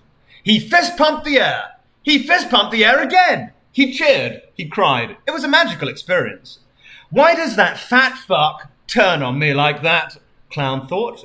He swung his cock like helicopter blades. Brackets, he's been naked this entire time. Suddenly, Fousey came from behind. Brackets, turns out the gay bar was in hell. Oh my fucking god! Fousey tube! Clown screamed. Ah! Fousey ejaculated in a rejoinder. his brain still hanging from the side of his skull, mixed with Clown's cum. Pyro and Fusi both trying to gain the Clown's attention. What now? It was disturbing. They would have to fight for the right to mate with the Clown. Suddenly, Clown spotted the thing he deserved most in life. "Let's have a threesome," he said. He spotted it with the eye of imagination, all three of them in bodily union. He couldn't keep himself contained much longer and started weeping. "I can't do it," he muttered. "It would be too perfect." Pyro took his face into his hands, his fat, sweaty palms covered with fursuit bristle. Clown felt warm and safe inside Pyro's sweaty palms. And his sweaty moves, they smelled funny. He saw something moving under his skin. There was something else inside Pyro's fursuit. A second person. Suddenly, Pyro's skin ripped apart, and what was inside may shock you. "You're not Pyro?" Clown frowned. It was something fuck duck, he shouted. "I prefer chicken," he screamed. He ran into the back of the bar's kitchen, but there was no chicken there, and grabbed the first frying pan and started randomly hitting. Oh, fucking hell, I jumped a bit. What the fuck? I prefer chicken, he screamed. He ran to the back of the bar's kitchen, but there was no chicken there, and grabbed the first frying pan and started randomly hitting bar patrons. And then, before he knew it, Pyro grabbed him from the back of the neck. Is it really you, Pyro?" He hung from his hand like a kitten being held by its mother. His palms were wetter than before. "Yes, it's me. We're going to fuck in front of all these gay..." That's a bad word. He calmly explained. He licked his furry lips. Oh, God, here we go.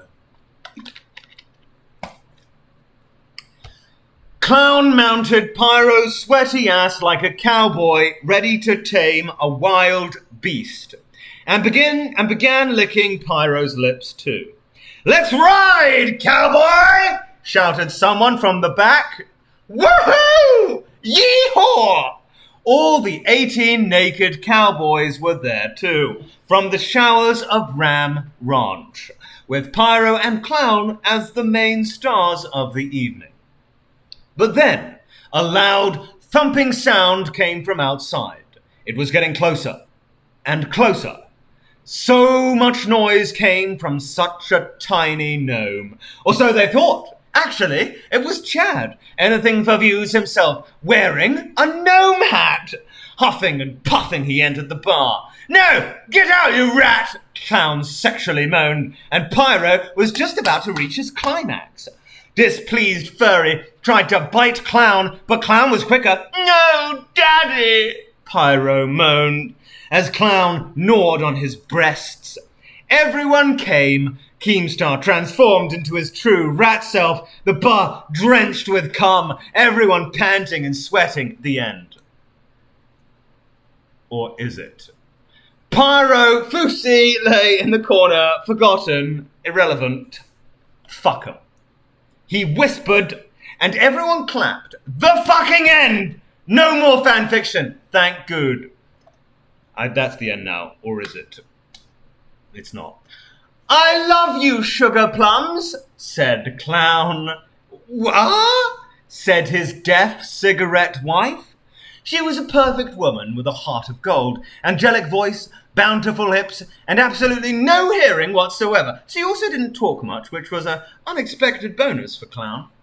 Clown was already finished with his evening stream, brackets, which was scheduled and was always on time, and was about to go to bed and cuddle with the love of his life. One thing worried him, though. "There are no children in the basement," Clown said to himself. "Ah," answered his wife, with a worried look on her face. She put her delicate hands on his broad, manly shoulders and started massaging his strained muscles. It was their 10th anniversary, but they were unable to have children, brackets, not a fault of Clown. He was the most virile man in Mexico.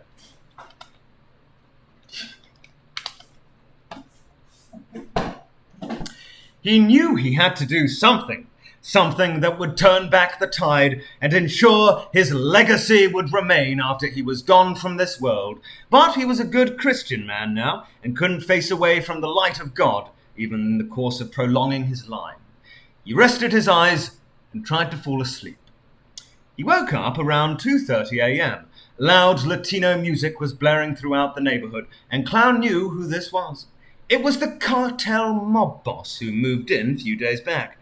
Clown couldn't stand it and decided to pay a visit to Hacienda and its owner. "Knock, knock," said Clown as he knocked on the door. He thought it was very funny. "I want to come in," he said with a smug expression on his face. "I don't care about the elderly. I like them young," he continued with a big grin. "The younger the better." Now his face was like a big happy moon reflecting all the light of the sky directly at the door. "Come, come," he said with a final knock on the door. The door opened and the cartel mob boss showed his big nose and bald head. Wait a second, it wasn't cartel boss at all. It was Fousey Tube and his influencer gang.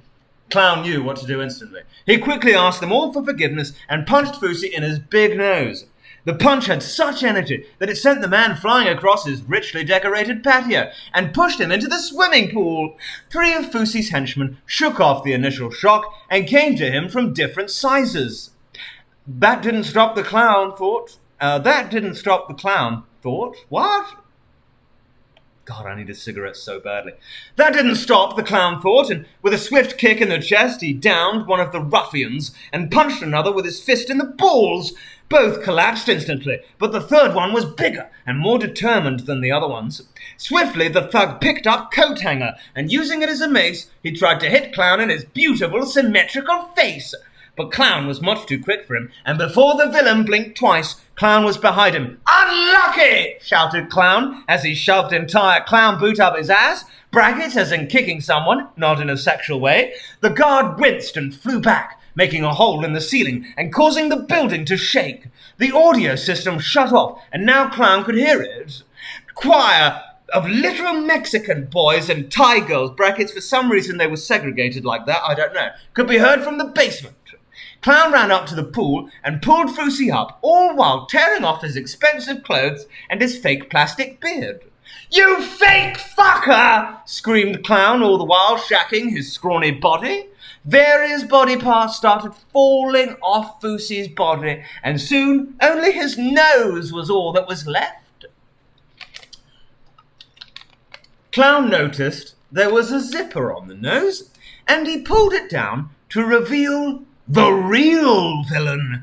"Yes, Clown, it was me all along. It was me who made your sweet, innocent wife infertile. It was me who segregated those children in the basement. It was me who blasted that annoying Latino music all over this nice neighborhood. Satan helped me do all this. Me, J-Station, in exchange for..." He couldn't finish, because Clown gripped his neck really hard, an awesome and powerful grip of death, trademark. He gripped harder and harder, but all the J-Station was laugh at him. So Colossal put just a bit more effort into it, and just as the clock struck 3 a.m., J-Station's broken neck cracked like a branch of a mighty oak tree during summer storm in Minnesota. He laughed still, and Clown had to stomp his face out just to reduce the sound to faint gurgling. Clown collapsed on the floor and wept uncontrollably for 15 minutes looking at Demon's dead body. "Tyrant is dead!" he exclaimed finally. He couldn't bear the sight anymore, so he set fire to the wretched corpse and released children from the basement. All 37 of them, all sons and daughters of fate and destiny. He waited until all the children left the building, which was a fatal mistake, because a wooden beam fell from the roof and hit him in the back of the head, knocking him out. He woke up 20 years crossed out minutes later with a headache, and he couldn't remember anything at all. He wandered the land, and all knew him as this weird guy who fucks dogs for a living or something. I made that all up. End. Is that the end? Is that the end? It's not the end, but we're close to the end now. Literal masterpiece. I like the part where Clown cried for 15 minutes. Okay, bearable to read. Here's my fanfic. 2 men have sex. The end. Leaves a lot to interpretation. Very modern. What if it was simply just one man? Masturbation. Title it The One Pump Chump. Put Michael Jackson's Man in the Mirror over it. The Queen was laid out on her deathbed. The doctor walked in with his clipboard. My, Queenie, what do we have here? She turned to look at him. I put a little anarchy in your life, the doctor said. He took off his masks and it turned out to be ColossalIsCrazy. He gave her a revolver and forced him to put it to his head. Flip a coin. The Queen managed to flip the coin after 20 minutes. It was heads. She pulled the trigger, but sneaky Colossal had actually given her a reverse revolver. She had shot herself square in the head. Colossal said. Heads. He then went down on the Queen's corpse after brushing the cobwebs away. Blood sprayed from her royal snatch, and Colossal was loving it with his face covered in lizard blood. Worms were already poured out of her skin, which confirmed she had been a walking dead for 5 years prior. Colossal noshed away, blood and worms wriggling over his decrepit British teeth. It was so good, he thought that he stuck his entire head up there, then his shoulders, then his torso, his legs, and finally, his feet. He completely disappeared inside her body. The Queen's corpse started to wriggle about. Her arms suddenly jerked. Then her legs twisted and turned until her body was completely still. She sat up before looking directly at us, demolishing the fourth wall. An evil grin smeared upon her flesh-dripping face. 1 more. Go. Colossal brushed the vagina crumbs from his face and combed his hair, and went back to his home planet. The rotting Elizabeth croaked, "When will you be back, my dear?" And with a mischievous grin etched on his face, he muttered, "In 20 minutes. And she died 20 minutes later. Clown has a monologue about his... Oh my God, this is another one. Another fucking... Come on. Enough.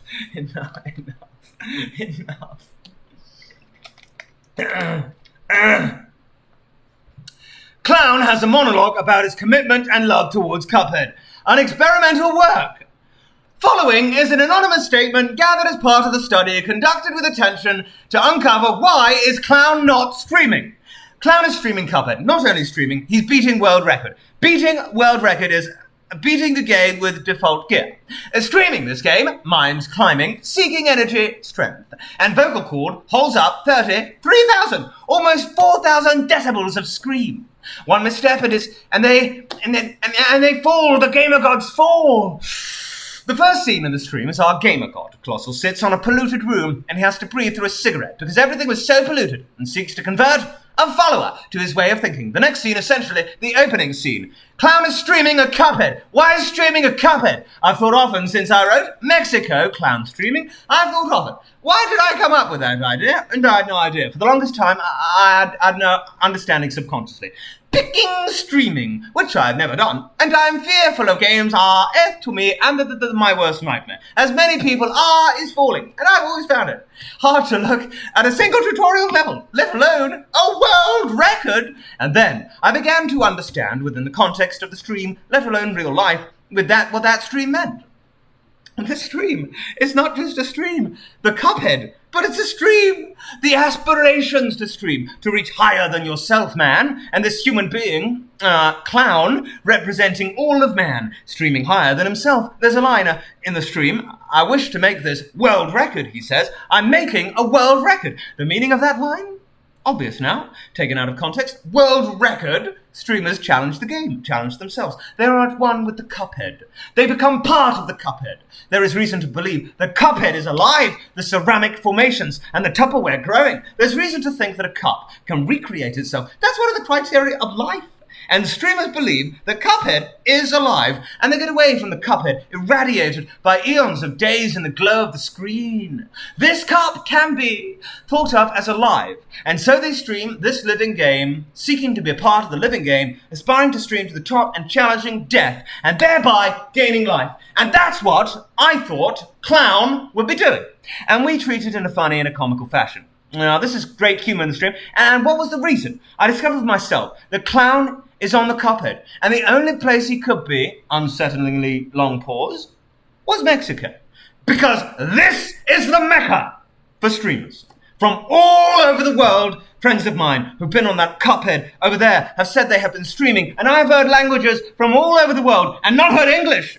Streamers from every country in the world come to Mexico to stream Cuphead and the DLCs around it, because it is one of the greatest streaming places in the world. Well, in the stream. When asked by Pip, why are you not streaming the Cuphead? Clown says, somewhat facetiously, because it's there. A remark attributed to the streamer Anything for Views. Who probably did say it. Or maybe it was said by Eric K-Man, who went above this is illness, the lip of the cave and jumped off the top. What are you doing that?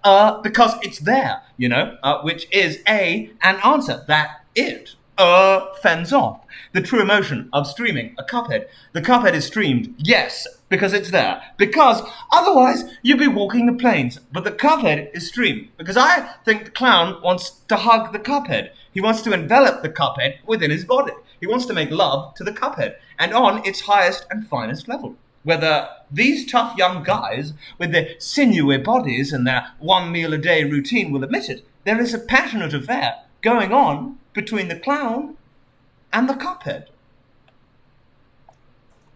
Get fucking help. James Joyce of our generation. There was once a furry called Detective Deckard. The end. 0 out of 10, 11 out of 10. Deckard's a scaly, not a furry. 0 out of 10. Not believable. You haven't seen his fursuit, have you? It's in Floppy's boot. Imagine the smell. Pip has first-hand experience. Unlucky. Pip bought me a fursuit last Christmas, and I haven't had the heart to give it back. I gave you the receipt. It was up to you to return it. Disgusting, vile creature. Demon raptor. Fuck you, you stupid bastard, said Clown over the speaker system. You will never find me or my precious stream money. But the circus was on the trail, and it got closer and closer with every minute. It craved that juicy clown ass, and it wanted those full lips and angelic voice. And finally, it desired that ass. What stream money? Good question, dear reader. The money. It was no secret that Clown inherited all the Queen's money thanks to many clever scams, and he decided to reinvest all that wealth through a cunning scheme. He declared that thanks to a regular stream schedule, he would be streaming games on Twitch. But there were no games and no fan fictions. How did the clown could reinvest that money then, you might ask? It was fairly easy. He just lost it all on cigarettes. Anyway, we were talking about Circus wanting to fuck Clown up his pale ass. So Circus were the people Clown told that he would stream, but he in fact did not stream. So they banded together, and it turned out they were a bunch of clowns themselves. So that's why they are called Circus. And they were out for Clown. Why, you might ask? Why would anyone care about some stupid stream? But it was not an ordinary stream.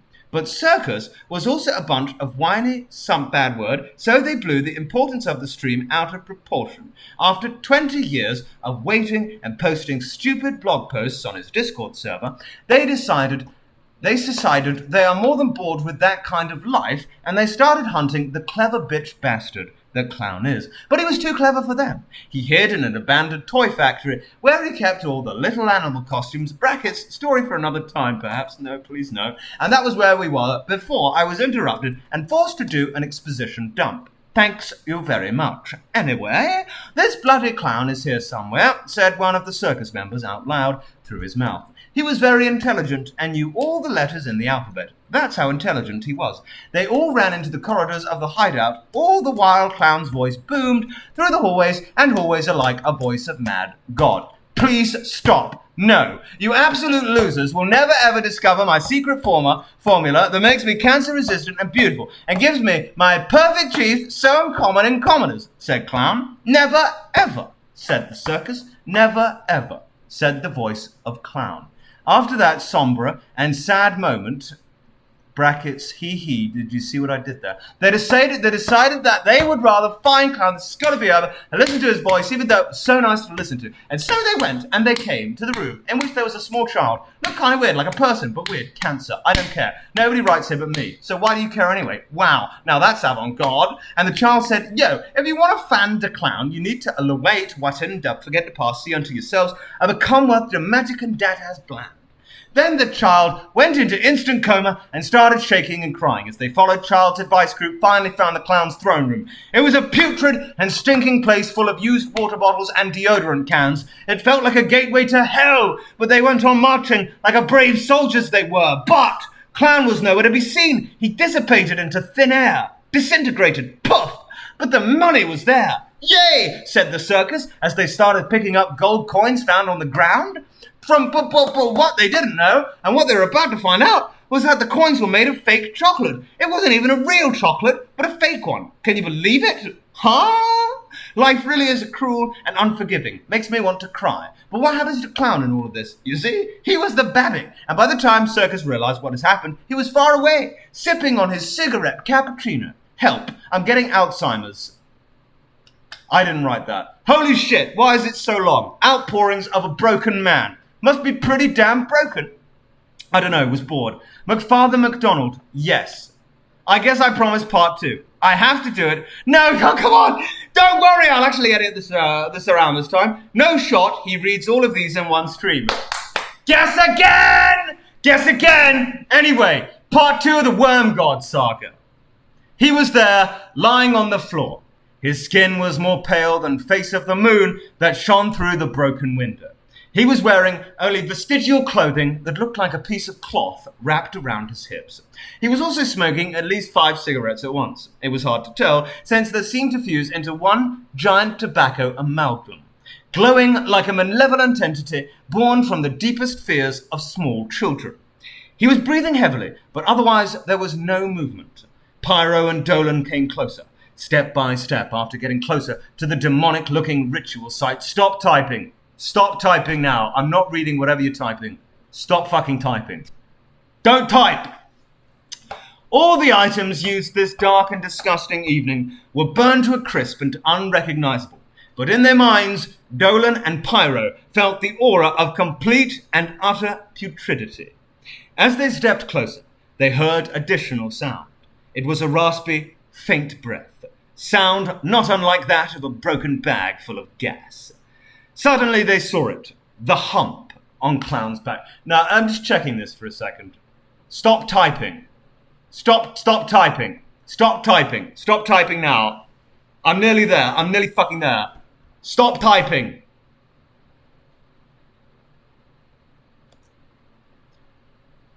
As they stepped closer, they heard additional sound.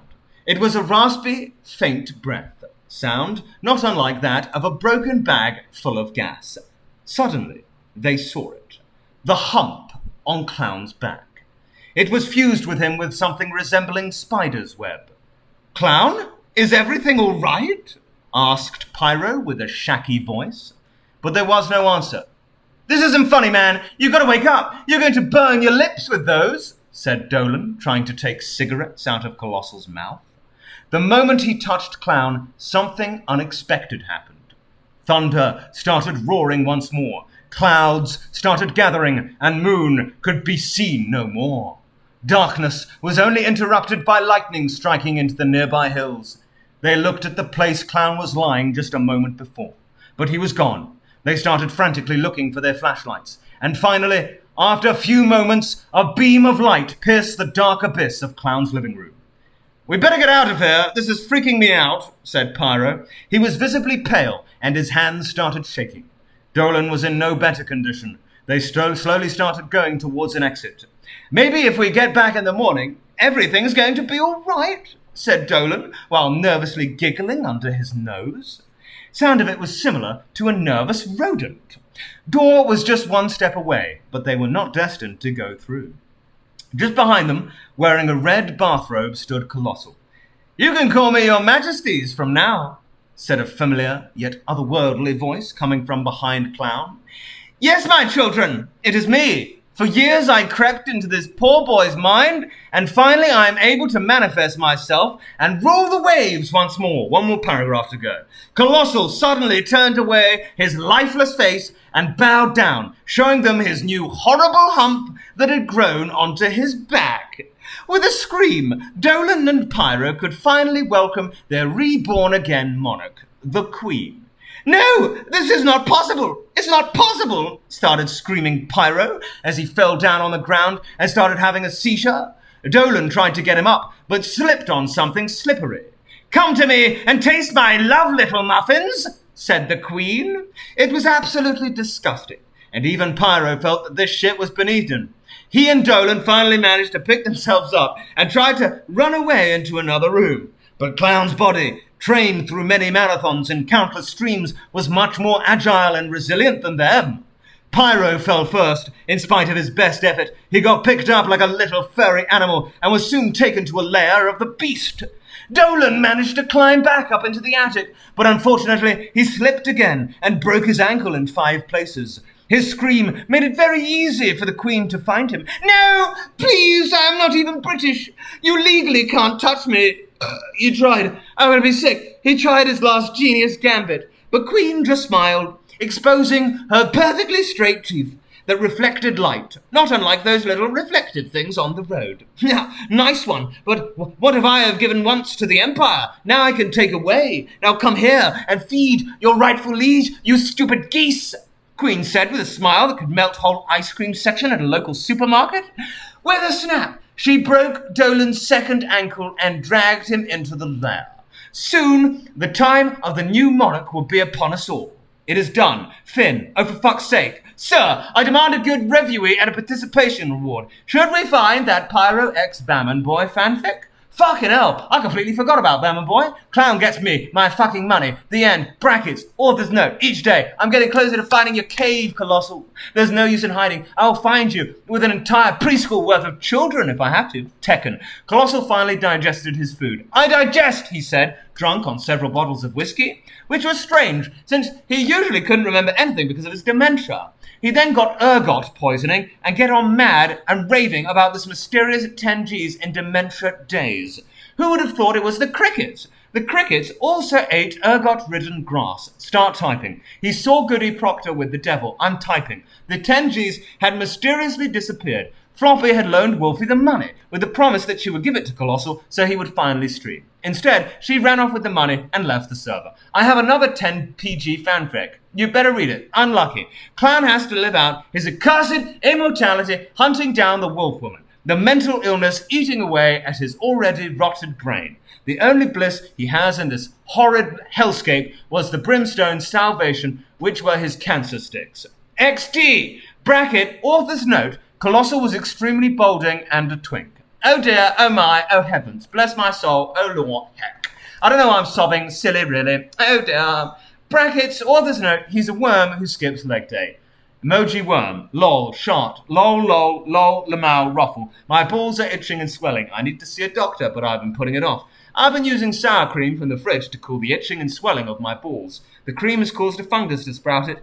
Smells like shit and ass and balls, but also nachos, pog. I love Lubs, he is so cool and awesome. That's it! That's it! Unlucky, you didn't finish. I finished before you finished typing. That's it! That's it, the end.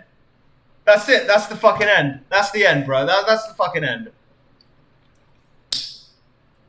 I did it. I actually fucking did it. I finished everything. Ugh. And I'm never doing that again. Like, fucking never. And where's my money? Where's the 10 grand? $5, I will enough. You deserve more. I do. Give me the 10 grand. Where is it at? I did it all. I finished every fucking fan fiction there. Alright, so we're going to be streaming again, like, returning to proper streams on Saturday or Sunday.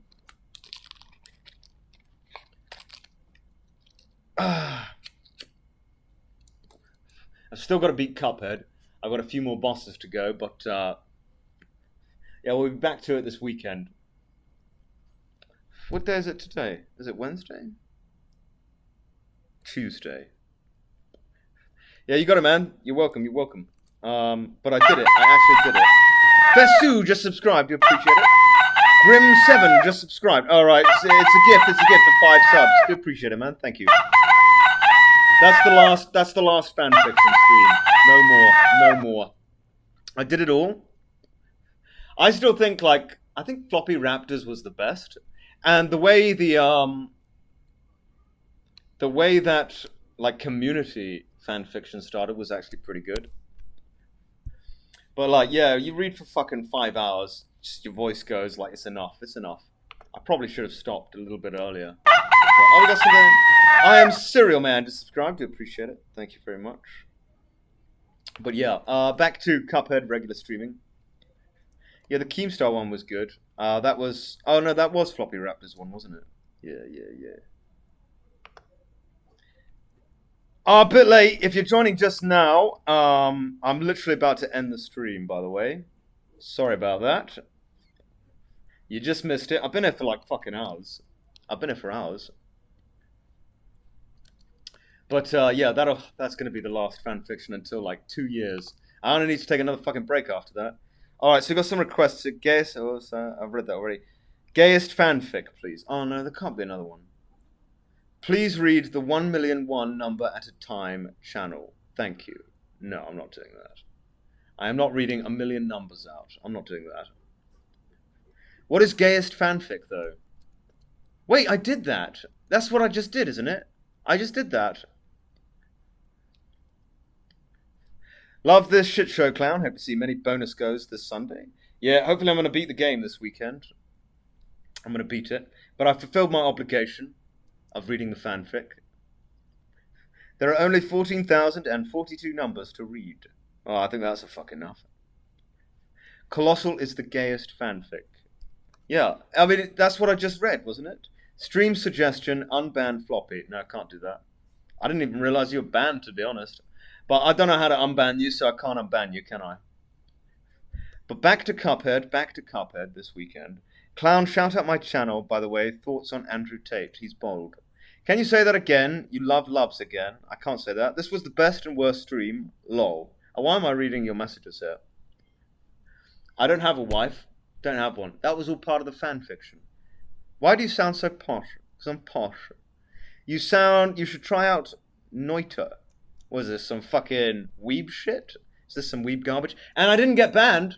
Didn't get banned, did I? I lasted the whole stream without getting banned, so that's a win. That's a fucking win. Alright. Stream this weekend. My voice is fine, actually. I've tuned it. It's had a lot of practice. Not banned yet. And stream this weekend. I think Saturday or Sunday, but you guys will know. And I'll do a proper promo for it. This was just like a one-off. Something different. But never again. Never a fucking again. Never reading any more of this shit ever again. Thank you to everyone who donated and subscribed. Do appreciate it. I'm still owed 10 grand from various people. I hope to see that money soon. I better be seeing that money soon, or there will be trouble. Alright. Press the button to stop streaming. Bye-bye.